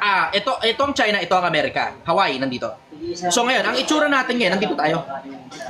Ito tayo. Ito ang China, ito tayo, ito ang Hawaii, which is part of America. Ngayon, ano ibig sabihin? Nasa gitna tayo ng dalawang malalaking bansang magbabanggaan. Ang hiling ng mga Marcoses, hindi sa China. Kasi ang China, gusto tayong sakupin. Obvious naman, di ba? Ngayon, ang China, gusto tayong sakupin. Ito tayo, gusto kainin tayo. Bakit? Kasi simple lang naman yung konsepto eh. Pag nasakop tayo ng China, it's as if parang nakuha na rin nila yung West Philippine Sea. At halos kalahati ng komersyo ng buong mundo dumadaan sa West Philippine Sea, which will also denote global domination for China. Ngayon, ang ibig sabihin niyan, ala putang ina mo, naglalag daw ako. Naglalag ba ako? Naglalag? Nagburgur. Naglalag ba ako? Dali ulitin ko lang sandali ito Dali lang, mabilis lang to. Turn off, turn on ko muna sandali wifi. Okay. Yan, okay. Naipit. Naglalag daw ako, naglalag. Okay, sige. Ayan. Going back sa pinag-usapan natin. Yan, lag ulit. Lag ba ulit? Lag ba? Lag ba? Okay na? Ayan, okay na. Okay. So, pinag-uusapan natin. Going back sa pinag-uusapan natin. So, merong dalawang malalaking bansang nagbabanggaan eh, 'di ba? So, ang China at saka ang Amerika. So, ang China at saka ang Amerika, nandito tayo. Malapit sa China. Ito ngayon ang West Philippine Sea. Daanan ng kalahati ng komersyo ng buong mundo yung West Philippine Sea na yan. Pag nakuha tayo ng China, it will also denote global domination sa China.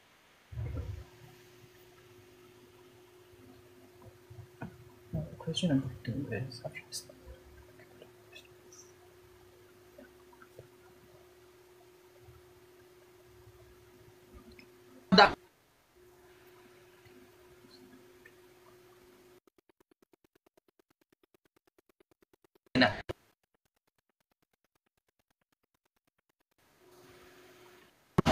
Lalag, teka lang, ayusin muna natin yung internet. Lalag, okay, dali, ayusin muna natin signal. Dahil lang, mabilis lang to, ayusin ko lang sa dali signal. Dali. Mabilisan lang. Aayusin ko lang sandali signal. Pero marami kayong maiintindihan dito, huwag kayong bababa. Mabilis lang to ha. Dali lang.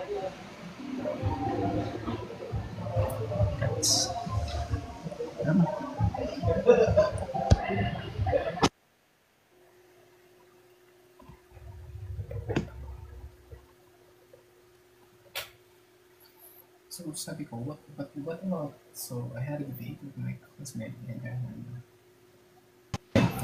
Ayan, okay. Okay, tingnan natin kung okay na. Okay na ba? Check nga, okay na ba? Okay na? Ayos na? Type yes nga kung okay na. Sabotahin ng China. Basta talaga pag pinag-uusapan talaga yung China, kakandali-chili-chili. Okay na? Yun, okay. Sige, going back, pinag-uusapan natin. So, na-discuss na natin tungkol sa petrodollar deal. Na-discuss na rin natin yung dalawang bansang magbabanggaan.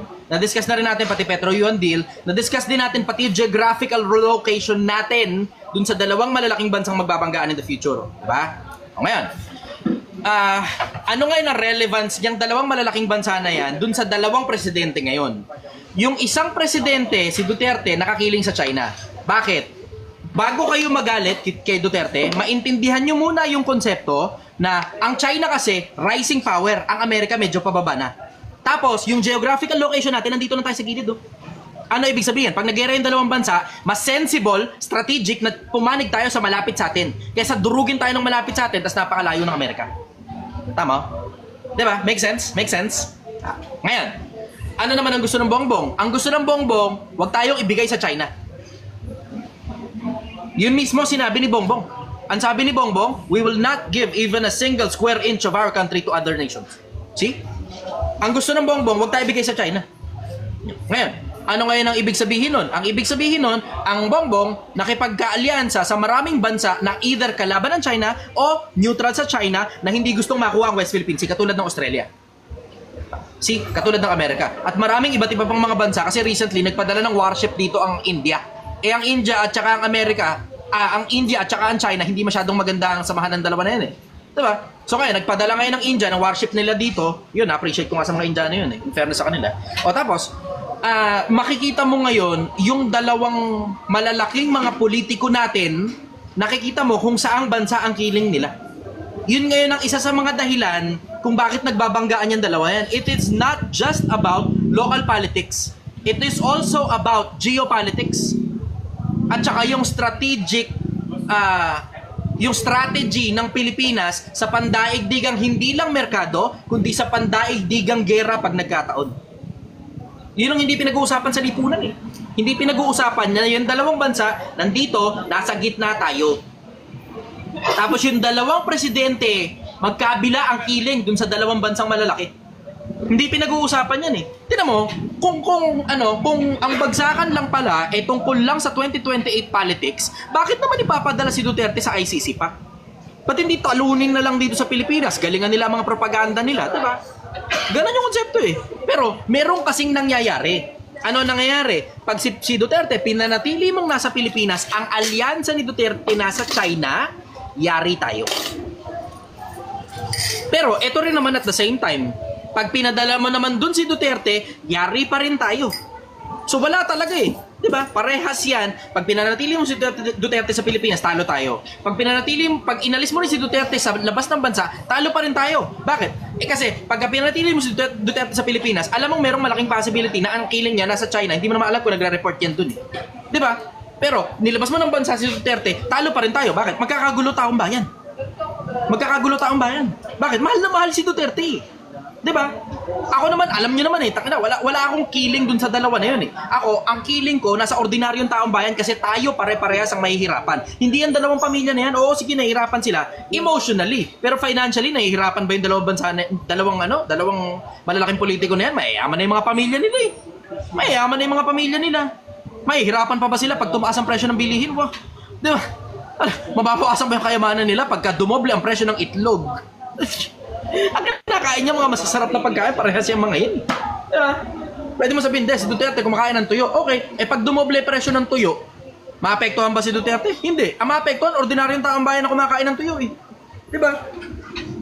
Ganun ko nakikita. Hindi lang yan tungkol lang dun sa local politics lang na 2028 election. It is not just about local politics. It is about the lives of all of us Filipinos, all 100 million of us. Kung kukunin ba tayo ng China o hindi.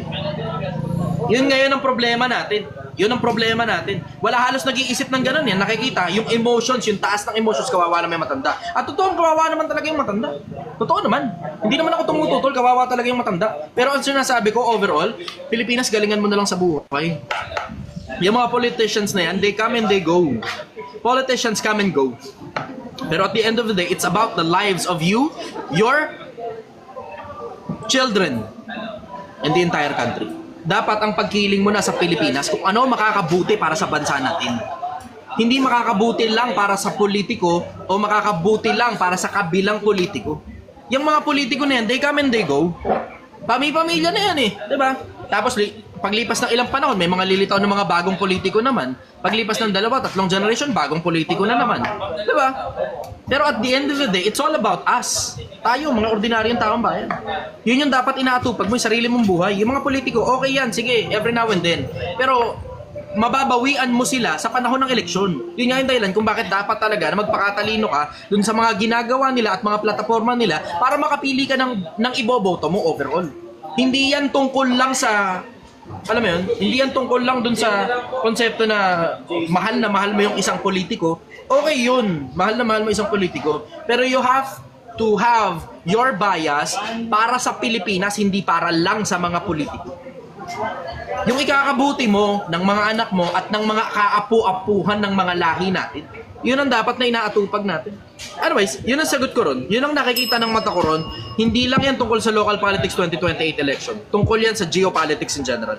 Tinan mo, nakita mo, di ba? Hindi naman hindi naman lingid sa kaalaman mo na ang unang-unang nag-react nung panahong hinuli si Duterte ang China.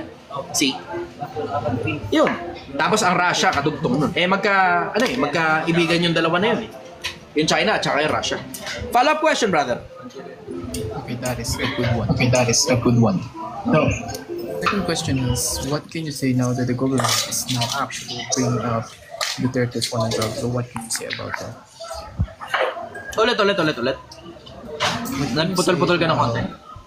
Okay, what can you say about the people actually bringing up Duterte's war on drugs? Alam mo, overall, diretsahan, naniniwala ako dun sa war on drugs ni Duterte. Naniniwala ako ron eh. Kasi hindi mo naman maitatanggi. Okay, sige, andun na tayo extrajudicial killings at saka yung mga inosenteng buhay na namatay. Hindi syempre tayo sumasang-ayon dun. Diba? Hindi tayo sumasang-ayon dun. Pero hindi mo rin naman maaalis yung pakiramdam mo nung panahon ni Duterte na payapa ang kalsada. Na kahit sa kasulok-sulukan ka pa ng squatters area pumasok ay parang hindi ka mapapano. Bakit? Kasi si Duterte na nga presidente. Tapos ang number 1 na plataforma niya, wala dapat kriminalidad sa kalsada. Yun eh. Kaya nga, hindi naman kasi yan tungkol lang sa drugs eh. Tungkol yan sa kriminalidad. You have to look at the behind the scenes. What's under the hood? Ano ang cause ng kriminalidad sa Pilipinas? Ang isa sa mga primary causes niyan, yung sobrang katapangan ng tao. Bakit sobrang tapang? Kasi nakaganon nga. Di ba? Sobra tapang eh. Ngayon, sa wala sa lugar, napupunta ngayon yung tapang na yun. Ganon yung konsepto eh. Hindi naman ganun kakomplikado eh. Na nung mga panahon ni Duterte, payapa ang kalsada. Hindi natin pwedeng itanggi yan. Hindi rin naman natin pwedeng itanggi na merong mga wala sa lugar na nangyari para lang pumayapa ang kalsada. Halimbawa, yung pagkamatay ni Kian. Pero hindi rin naman natin pwedeng itanggi na hindi rin naman hinaharang ni Duterte yung kapag ang polis sasampahan ng kaso sa maling gawain ng polis katulad nung nangyari kay Kian. Nakita niyo yun? Diba? So as long as they're doing their jobs right and in accordance with the Constitution, wala kang magiging problema. Pag yung kriminal lumaban, patayin mo na. Bakit? Mas importante buhay ng matinong pulis kaysa sa adik na kakalat-kalat sa kalsadang pumapalag pa. 'Di ba? Ganun lang naman kasimple. Yun ang take ko dun sa war on drugs na yun. Para sa akin personal, successful yung war on drugs, pero bitin, hindi kaya ng isang term lang. Hindi kaya ng isang term. Siguro, mga 3 yan. Kasi maraming narco-politicians, case na hindi nyo alam eh. Ang daming narco-politicians. Di mo, si Duterte nga mismo nagsasabi, ang daming protector. Kaya hindi madali. Eh, sabihin ng iba, wala ikang mga malalaking drug lords na nadali. Yun, ano ba, bulag ba? Bulag tayo, bulag. Bulag. Di ba yung mayor ng Cabuera Leyte nadali? Nakulong nga eh. Tapos doon na sa loob ng kulungan na patay. Ano ba naman? Magtatay pa yun. Oh, mayor yun ah. Wala bang big time na drug dealer? Big time. Yung taga Cabuera Leyte. Oh, nadali. See? Bakit nadali? Syempre may alleged crime. Tapos sa loob ng kulungan, dinali. Oh, see? Sabi wala daw big time na drug dealer. Hindi ba naman big time? Pagka hindi ka pa naman big time, mayor ka na. Ano ba naman ang gusto nyo? Diba? Yun ang sagot ko ron. Follow-up question, brother. Okay, so my follow-up question is, how will you react on the people defending human rights and then the other side is human lives? Mas importante buhay ng mga inosente. Let's just put it that way. Tignan mo, hindi yan ang isa sa mga bagay na hindi pinag-uusapan eh. Okay, binilang nyo gaano karami namatay doon sa war on drugs. Pero binilang nyo ba kung gaano karami ang pinatay ng mga adik? Binilang nyo ba kung gaano karami ang nirape ng mga adik? Binilang nyo ba kung gaano karami ang winawalang hiya ng mga adik on a regular basis na isang pirasong adik ang daming taong pwedeng perwisyohin? Walang nagbibilang ng ganun eh. Ang binibilang lang para bang ang importante lang dito sa CHR yung mga buhay ng mga adik. Pero yung buhay ng mga matitinong taong naghahanap buhay ng patas, hindi importante. Ganun ang labas eh. O sige, meron kayo statistics. Congratulations, ang galing-galing yung gumawa. Bumilang kayo ng sobrang daming mga adik na mga napatay sa war on drugs. Pero binilang nyo ba yung mga nabiktima ng mga adik yan? Yung 30,000 addicts na napatay? Binilang nyo ba kung ilan yung nabiktima ng 30,000 na yon? Baka puta, pag nagkabilangan, times 2 pala yan o times 3. Walang naglalabas ng detalye nun eh. Ba't walang naglalabas ng detalye kung gaano karami dinali ng mga adik?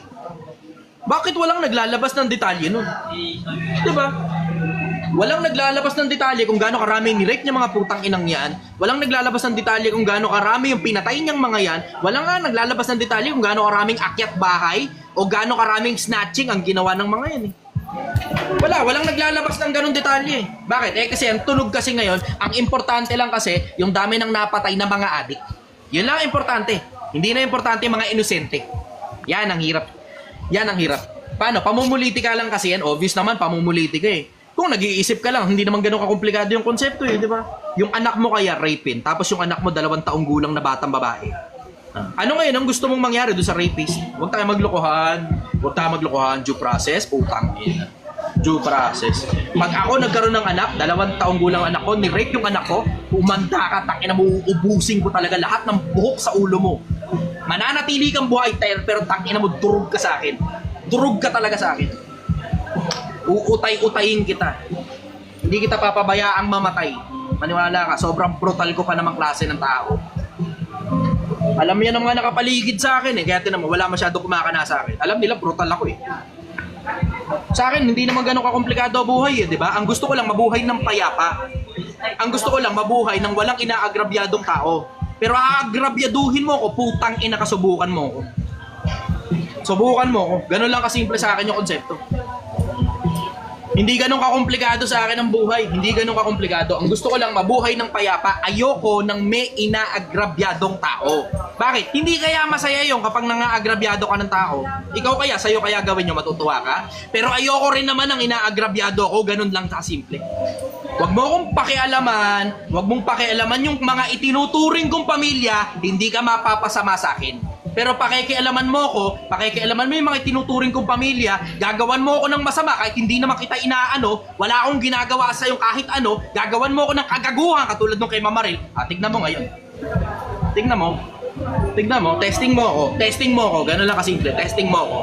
Huwag mo kakalimutan, tangina, huwag kayong kakana ng mga katulad ko. Walang anak, walang asawa, walang mga kadugo na tinuturing na pamilya. Simple, sobrang simple. Ang gusto ko lang mabuhay ng payapa, walang inaagrabyado. Kaso ito problema, may mga tao talagang ayaw ka lang talagang mabuhay ng payapa at gusto aagrabyaduhin ka pa. Yun ngayon yung mga adik. Tama? Ganon kasimple. Hindi ganun kakomplikado. Sa akin, simple lang ang buhay. Mabuhay ka ng payapa, wala kang inaagrabyado, wala kang magiging problema sa buhay mo. Tignan mo, nabuhay naman ako ng payapa sa mahaba ng panahon eh. Diba? Simple, nabuhay ako ng payapa sa mahabang panahon kasi I keep my own shit clean. Malinis ako trumabaho. Pero tatrabaho ka, iiwan mo yung bangkay sa kalsada, ang ina mo, gago ka. Diba? Ganun lang naman kasimple yun eh. Hindi ganun kakomplikado ang buhay, brother. Overall, mas importante sa akin yung buhay ng mga inosente kaysa sa buhay ng mga adik na gumagawa ng kagaguhan sa kapwa-tao nila. Yan ang sagot ko. Next question. Okay, now we're done on all of that, on the politics and all of that. Now, my last question to you is, naka-receive kasi ako ng gift sa family ko. So, binigyan nila ako ng kambing, 2. Now, uy! Oh, yeah. No, I want to get... Alam mo ang bad trip dyan? Buhay yung kambing?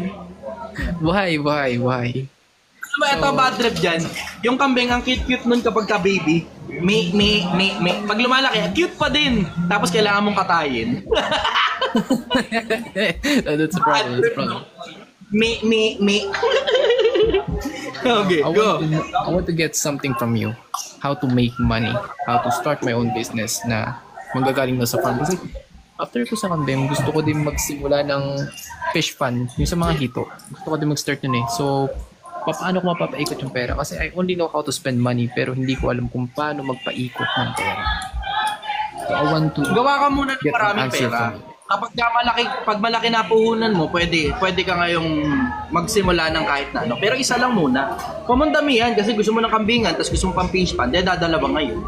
Magkakaproblema ka kapag ka nagda-diversify ka nang hindi mo pa nga nasisimulan parehas. Isa-isa lang. Pili ka muna ng isa. Tapos siguraduhin mong pag nagtansya ka, i-times 4 mo muna yung pera nung kailangan mong puhunan. Maglalabas kang puhunan kasi kahit pa nagtansya ka kung magkano ba talaga magagastos mo dyan, lalaki at lalaki pa rin yan eh. Mas malaki kaysa sa inaasahan mo eh. Tignan mo, katulad sa akin, di ba? Nagsimula ako rito ng 50,000, di ba? Ang nangyari, nung tumungtong na 150,000, binili ko ngayon tong pwesto, kinailangan ko pa mangutang. Bakit? Nabitin yung pera eh. May mga ganun, brother. May mga ganun pagkakataon. Para hindi ka maipit, kung magkano man yung tinatansya mo na kailangan mong puhunan, lakihan mo dun yung daladala mong pera. And when I say lakihan, hindi ibig sabihin gagastusin mo lahat para dun. Hindi ganun. Pero ibig sabihin lang, kung ano ba, mabitin lang, dugtong ka konti. Pero hindi uubra yung, takina, sobrang dami mong nilabas na pera para sa isang negosyo, tapos di ka naman sigurado kung papaldo. Di ba? Ganun yung konsepto. Ate naman, pakita ko sa inyo. Ito, usapan na ta. Akin muna attention Pilipinas. Sa akin muna sandali attention. Ito. Sa mga negosyante dito o naka-testing ng magnegosyo, di ba naalala nyo, meron kayong iniisip na puhunan. O ngayon, yung puhunan na iniisip nyo, nanilabas nyo na. Tingnan mo, nabitin. Tama? Yung mga nabitin, yung mga unang puhunan nila, type yes. Yung mga sumakto, tapos pumaldo ka na kagad pagka-alagwa mo, type no. Tignan mo ngayon yung dami ng mga mag-yes versus mag-no. Ayan o. Tignan mo, kita mo? Ayan o, see? Tama mo? Ayan o, yung mga nakatesting na magnegosyo yan. Yan, yung mga yan, nakatesting na magnegosyo yan. Ayan o, tignan mo. Oh, tama mo. Pansinin mo, wala pa nga nag-no oh. Lahat puro yes eh. Nalugi negosyo ko ng pandemic. Ay, yun, natali siya. Ayan o, tignan mo. Halos lahat o, nag-yes. Bakit? Kasi wala ka namang assurance na yung puhunan na nilabas mo eh sapat para pumaldo negosyo mo. You are dealing with multiple factors na hindi lang sa'yo. You are also dealing with the market itself. Pagka lumabas ka sa merkado, hindi mo alam kung yung merkado ba na yan sasang-ayon sa'yo o sasampalin ka ng merkado. Pag nasampal ka ng merkado, nabitin yung pera mo, kailangan mo ngayon magdugtong. Eh paano kung masampal ka ulit? Tapos nasampal ka ng paulit-ulit, tapos ginulpi ka pa. Putang inang yan. Nabitin ka na nabitin. Ay! Ito pala. Brother. Dito. Nag-fish pan ka, di ba? Opo. Ano nangyari doon sa fish pan mo? Nagka-fish kill po. Nagka-fish kill. Pero, teka, magkano nilabas yung pera? 36,000. Tapos magkano bumalik sa'yo pagkatapos mong mabenta yung mga lumaki? 16. Ayun, see? Nagka-fish kill, tapos nadali. Yun, nagka-fish pan to. Itong isa na to. Oh, negosyante itong isa na to. Kaya nag-apply dito para makita nyo paano tumatakbo yung totoong negosyo sa harap ng publiko. Yun.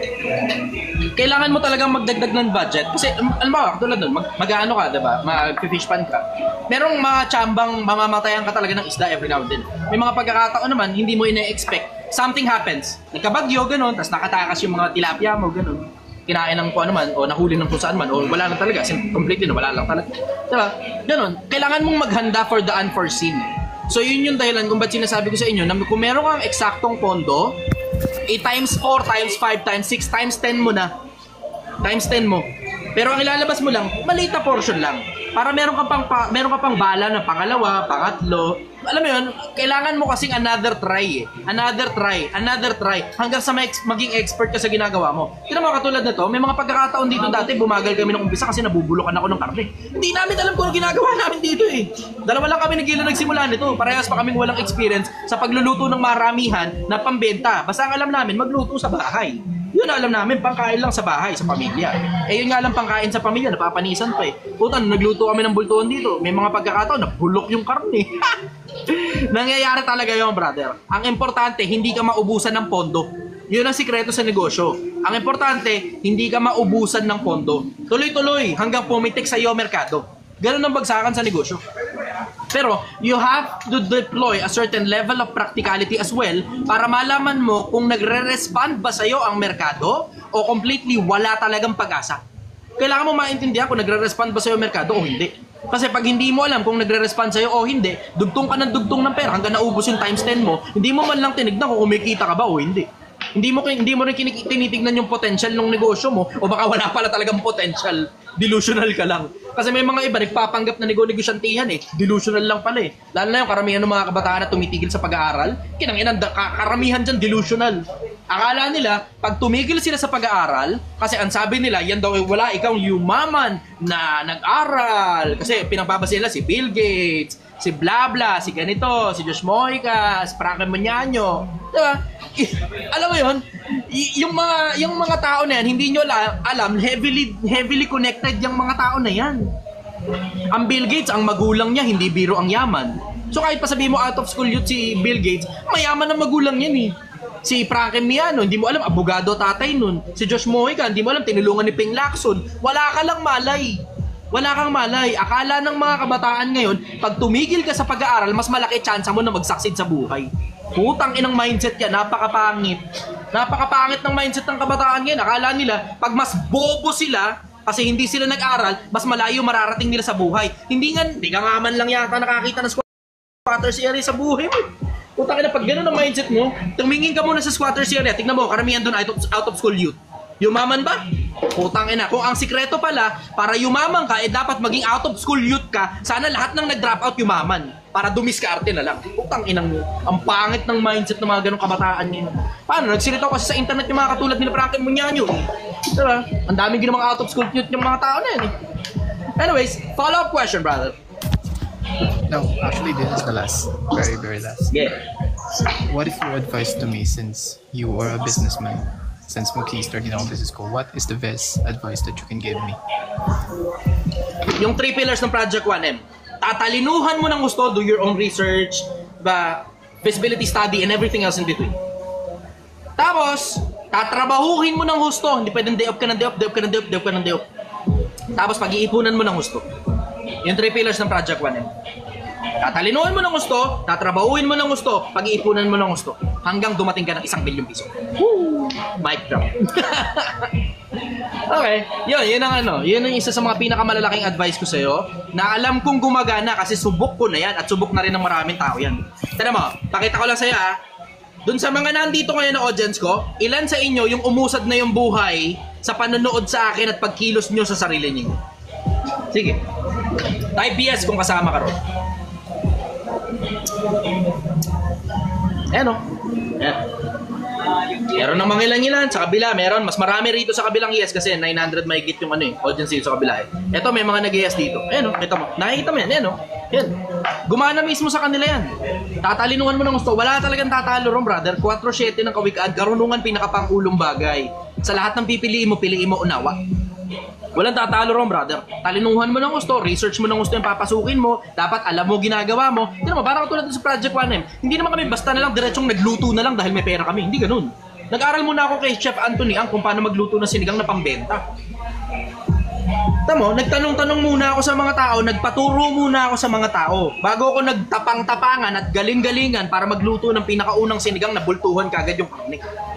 Hindi naman ako basta na lang naggaling-galingan diretso eh. Kasi yun talaga eh, kailangan mo talagang sa umpisa, kailangan mong maggaling-galingan. Hanggang maging totoong magaling ka na talaga. Sa umpisa, kailangan mo talaga maggaling-galingan. Pero bago ka maggaling-galingan, kumonsulta ka muna sa mga totoong magagaling. Ako, patulad sa akin, wala naman ako malay sa putang ng negosyo ng pagluluto eh. Wala akong malay dito.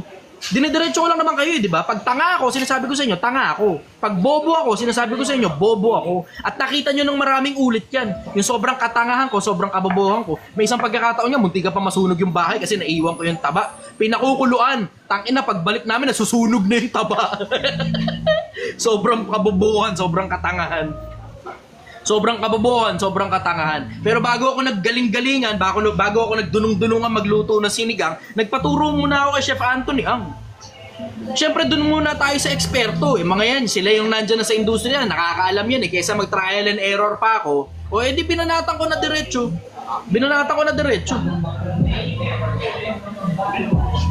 Follow-up question, brother. That will be it. Thank you for your time. I really appreciate all of your answers. And I get something from it. And that's all. Good evening. Salamat, brother. Bye-bye. Gusto ba? Gusto, secret.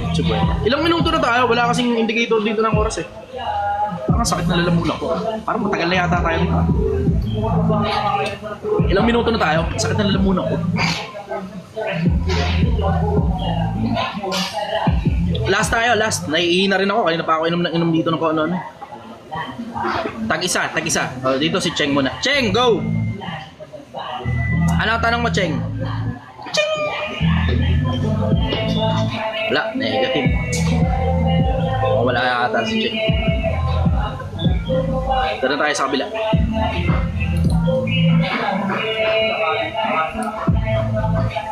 Wala ka sa kabila, dito tayo sa kabila. Okay, wala si Cheng, dito tayo. Ito, Lutski and Espanya. Nasa Spain siguro siya.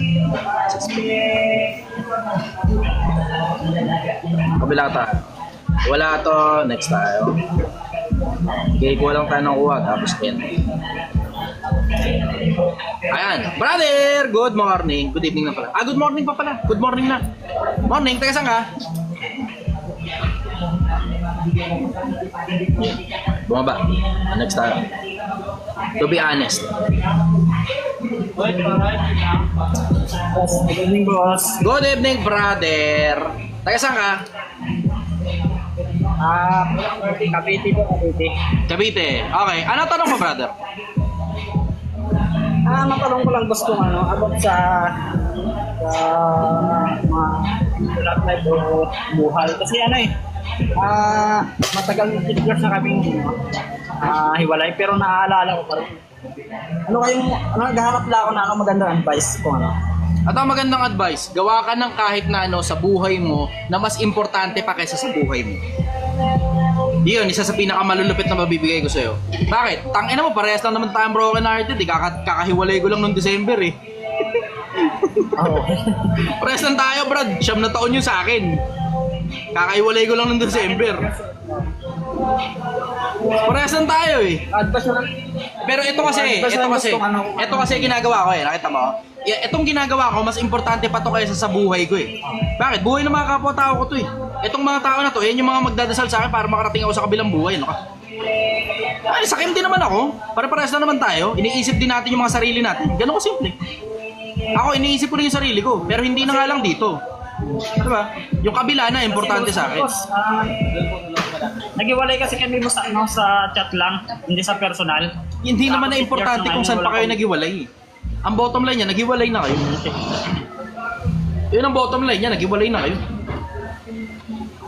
Huwag ka nang kumuha ng luxury na kailangan personal pa hiwalay. Ano ba naman, ang pangit naman ng trip mo, Brad eh. Pag tapos na. Move on ka na. Ngayon, sasabihin mo, hindi, masakit pa rin eh. Oo nga, masakit pa rin. Oo, masakit pa rin. Pero ang bottom line yan, simple, anong gagawin mo? Yung nararamdaman mo, disregard mo na lang. Wala ka naman ibang magagawa eh, hindi na makikipagbalikan sa'yo eh. Ganun lang naman kasimple yun eh, kaya sa maglumaga ka ng lungkot-lungkutan ka, oo, nalulungkot ka, pero kumikilos ka. Diba? Nalulungkot ka, oo, nalulungkot ka, pero kumikilos ka. Kilos ng kilos, galaw ng galaw, kilos ng kilos, galaw ng galaw, hanggang dumating sa punto na sobrang kakikilos mo, sobrang kagagalaw mo, hindi na masyadong masakit. Ganun. Wala namang ibang option, brother eh. Ano pa option? Meron ba tayong ibang option? Babalikan pa? Kung makikipagbalikan, paano kung ayaw na? Diba? Ganun lang kasimple. Hindi ganun kakomplikado buhay, brother. Lahat tayo may nangyari in the past na kinasama ng loob natin, kinasakit ng damdamin natin, kinalungkot natin. Namatayan ka ng nanay, namatayan ka ng tatay, namatay na hiniwalayan ka, o namatay yung puso mo. Salamat sa advice mo, boss. Napakagaling yun talaga. Sulit. Oh, thank you talaga. Gawa ka ng brother, gawa ka ng endeavor mo sa buhay, gawa ka ng something na pinagkakaabalahan mo na dapat mas importante pa kaysa sa buhay. Pag meron kang ganun, hindi na importante kung sino pang tao yung mawala sa paligid. Hindi na rin importante kung ano pang gamit ang mawala sa paligid. Hindi na rin importante kahit mawalan ka ng pera, mawalan ka ng bahay, mawalan ka ng kahit ano. Kasi mas importante yung ginagawa mo kaysa sa buhay mo. Ayun, nasagot ko. Nagpa-advise na rin, boss, sa para makalimutan siya. Mas maganda siguro itutok na lang sarili ko sa trabaho, yun, no? Totoo kami yung trabaho. Pero bukod sa trabaho, brother, bakit ka nagtatrabaho? Para kanino ka nagtatrabaho? Importante yan, brother. You should make a decision para sa buhay mo at saka para sa buhay din ng mga taong nakapaligid sa iyo. Na yung mga taong nakapaligid sa iyo, dapat sulit naman yung effort at pinapahalagaan ka naman yan. Kasi alam mo, yung konsepto na nagkaroon kami sa panahon ng pagmamahal tapos nawala yung pagmamahal ng taon na yun tapos ngayon ikaw na lang mag-isa yung nagmamahal, ganun yung nararamdaman ko eh. Ganun yung nararamdaman ko eh. Yung pakiramdam ko na ako na lang yung nagmamahal. Kasi ako na lang yung gustong manatili. Pero kung kaligayahan niya na humiwalay sa akin, kahit malungkot ako, sige na lang. Alang-alang sa ikakaligayan niya. Ganun yung totoong pagmamahal eh. Yung totoong pagmamahal niya, brothers, like, selfless eh. Yung totoong pagmamahal, selfless yun. Hindi importante yung nararamdaman mo, hindi importante yung gusto mo. Ang importante, yung para sa kanya. Ganun, kita na mo, karamihan sa mga magulang ganyan eh. Hindi ka napansin, lalo na OFW, usap mo na tayo. Yung mga OFW, as much as I'm demonizing yung konsepto ng pag-abroad pagka may pamilya ka na. Pero alam mo naman eh, ang dahilan kung bakit sila nag-abroad, di naman talaga para sa sarili nila eh. Nag-abroad sila para sa pamilya nila, para sa anak nila, para sa asawa nila, para sa magulang nila. It is for other people eh. Merong mga iba para sa sarili, para makabuo sila ng kinabukasan. Which is, that's the right track supposed to be. Yun dapat yung tama eh. Pero syempre, may mga... Diba? May mga strings attached, katulad halimbawa ng anak mo. Pwede mo bang atupagin yung sarili mo kapag yung anak mo nagugutom? Yung anak mo, hindi mo sigurado kung saan mo kukunin yung pampaaral? Mas mauna pa yung nail polish mo, mas mauna pa yung pampakulot ng buhok mo kaysa sa pang-aral ng anak mo. Diba? Ganun yung konsepto eh. Na inuuna mo yung kinabukasan ng anak mo kaya ka nag-abroad eh. Diba? Ganun yung konsepto. Na they are living, na hindi baling mahirapan sila, hindi baling mapagod, mapuyat, yung kamay nila duguan, durug yung kamay nila dahil sa tindi ng sabon sa Middle East, yung tayo dyan, nakakatunaw ng kamay eh. Ang pangit ng kamay ng mga ibang galing ng Middle East dahil doon sa tayo dyan. Yung sabon nila, dahil na pagka puti yung lalaban, yung malaking-malaking, hindi ko alam kung tawag doon, basta yung malaking damit ng mga Arabo. Alam mo yun, yung sakripisyo ng mga OFW, hindi mo masasabing para sa sarili lang nila yun. Hindi mo masasabing para sa sarili Pero lang. Parang, busing yung mundo ngayon, parang napakahirap na maghanap ng babaeng seryoso, you know? Sa level mo, oo. Ano ibig ko sabihin sa level mo? Ang ibig ko sabihin, dun sa konsepto na kinokontrol ka pa ng emosyon mo, ang mga makukuha mong klase ng babae dyan, mga kinokontrol din ng emosyon nila. You attract who you are, brother. You attract who you are. Kung sino ka, o kung ano-ano yung mga traits mo, sa madalas na pagkakataon, ganong klase rin ng mga tao yung makukuha mo. Kung anong level mo sa buhay, ganon din yung makukuha mo. Yung mga mahirap, nakakapangasawa ng mga mahirap din. Yung mga mayayaman, nakakapangasawa ng mga mayayaman din. Yung mga magaganda ang mindset, nakakapangasawa ng maganda rin ang mindset. Yung mga pangit ang mindset, nakakapangasawa rin ng mga pangit ang mindset. So ngayon, uungkatin mo ngayon kung sino ka talaga, tapos mapapansin mo, lahat ng mga naunang kasintahan mo, mga kaparehas mo din. Ngayon, paano ka ngayon makakakuha ng matino? Aangat ka ng mindset. Pag angat mo ng mindset, yung mga makukuha mo, puro mga ka-mindset mo din. Parang katulad sa akin, every now and then may mga nagsisipag-message sa akin ng mga babae. Yung mga... ayoko naman sabihin bobo. Hindi, may mga ibang babae kasi talaga na hindi sila intellectually savvy eh. Ang meron lang sila, katawan lang. Katawan lang. Sisend sa akin ang nudes nila, wala naman akong pakialam dun eh. Sasabihin ko lang sa'yo, salamat sa pagmamahal at support. Sukat ba naman pagkasend na pagkasend, unang bira, idol, tapos sisend yung picture ng pepe nila. Ito ba, magaganahan ka ba doon sa ganun? Nakakaawa kaya? Nakakaawa kaya? Di ba? Pero, alam mo yun, yung hindi mo ako makukuha sa ganun eh. Hindi mo ako makukuha sa ganun eh. Alam mo yung ang kailangan ko sa isang tao, lalo na kung makakasama sa buhay, ang kailangan ko personality. Sobrang importante sa akin ang personality. Sobrang importante sa akin ang ugali. Kung ikaw ba magiging asset kita o magiging liability kita. Hindi ako interesado kumuha ng liability na magtatantrums ka sa akin, poproblemahin pa kita. Hindi, papasa ko sa'yo, Yoko. Hindi ako interesado dyan. Hindi ako interesado kumuha ng liability, papasa ko sa'yo. Kahit gaano ka pa kaganda, kahit gaano ka pa ka-sexy, kahit gaano kalaking suso mo, kahit gaano kakipot ang bewang mo, kahit gaano kakipot ang pepe mo, kahit gaano kalaki ang puwet mo, wala akong pakialam sa'yo kung matantrums ka. Ganon kasimple.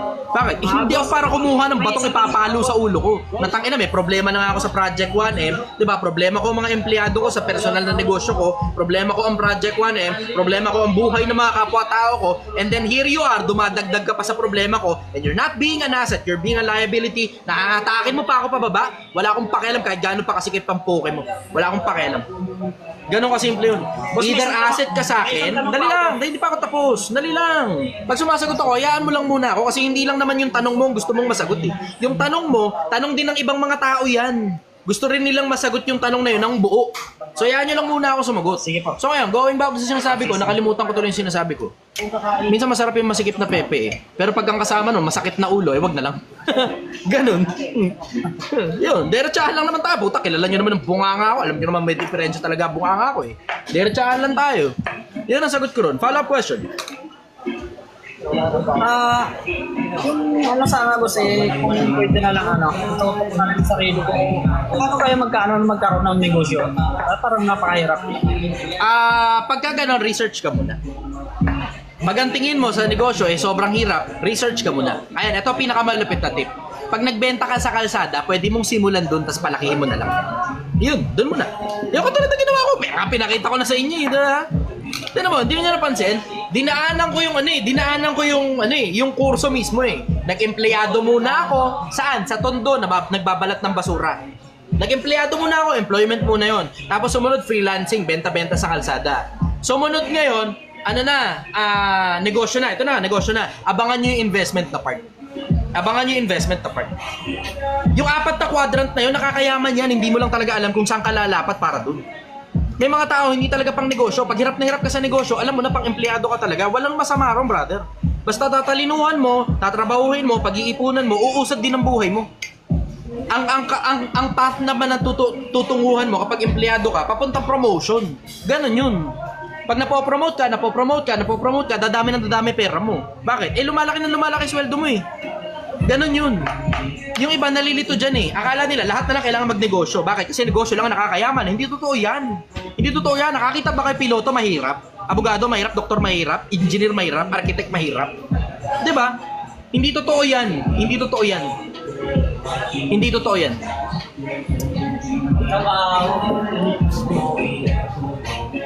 Overall, brother, ang masasabi ko sa'yo diretso, do your own research. Tapos tignan mo kung pang negosyo ka ba o hindi. Isa sa mga magagandang indicator kung pang negosyo ka, kapag napopromote ka na sa trabaho. Yan, baka pwede ka na. Pero pag hindi ka napopromote sa trabaho, tapos lagi ka na lang minimum. Tapos palipat-lipat ka ng trabaho, tapos naiinis sa'yo mga boss mo, naiinis sa'yo mga kasama sa trabaho, yan talaga pang empleyado ka lang talaga niyan. Bakit? Hindi ka nga marunong makisama sa mga tao eh. Basic principle pa naman ng pagnenegosyo yun. Ang pagnenegosyo, kailangan marunong ka makisama sa mga customer. Hindi ka marunong makisama sa mga customer, alam mo na, lalagat ako ang negosyo mo. Wala kang pag-asa sa negosyo. Ganon ka simple. Yun. Follow-up question, brother. Okay na. Sulit. Thank you. Okay, sige. Bye-bye. Sige. Thank you po sa atin. Sige, bye-bye. Ikulit na ito ni Jollibee. Kanina ko pa nakikita ito. Ay, Jollibee. JB daw. Yung programa ko, paalala ko lang sa inyo, hindi ito programa ng debate. Programa ito na question and answer. Na may mga taong may tanong sa buhay, magtatanong sila, tapos sasagutin ko, tapos matututo ang mga tao. Hindi ito para sa ego mo, para palakihin natin ang ulo mo. Paalala ko lang sa iyo, JB. Hindi ito para sa iyo. Gusto mo, gumawa ka ng sarili mong programa o makipagdebate ka sa mga kaibigan mo. Sabihin mo, duwag. Wala mo na akong pakialam sa opinion mo yun. Sige, sabihin ko na sa'yo, duwag. Okay. Duwag na lang. Hindi mo ako makukuha sa ganyan, JB. Hindi mo mo kailangan ibigay yung pera mo sa kung sino mang po ng Poncio Pilato na sinasabing payayamanin ka niya. Walang ganon. Ang totoo, ikaw na hinihingan nila ng barya ang dahilan kung bakit sila yumayaman. Huwag kayong Pilipinas para maniwala na pag mas buka, pag mas wala kang natapos, mas malayo mararating mo sa buhay. Kaya mga p***in ang nagsasabi, diskarte na lang daw, huwag na daw ikaw kumuha ng diploma ng mga social media influencer. Pa!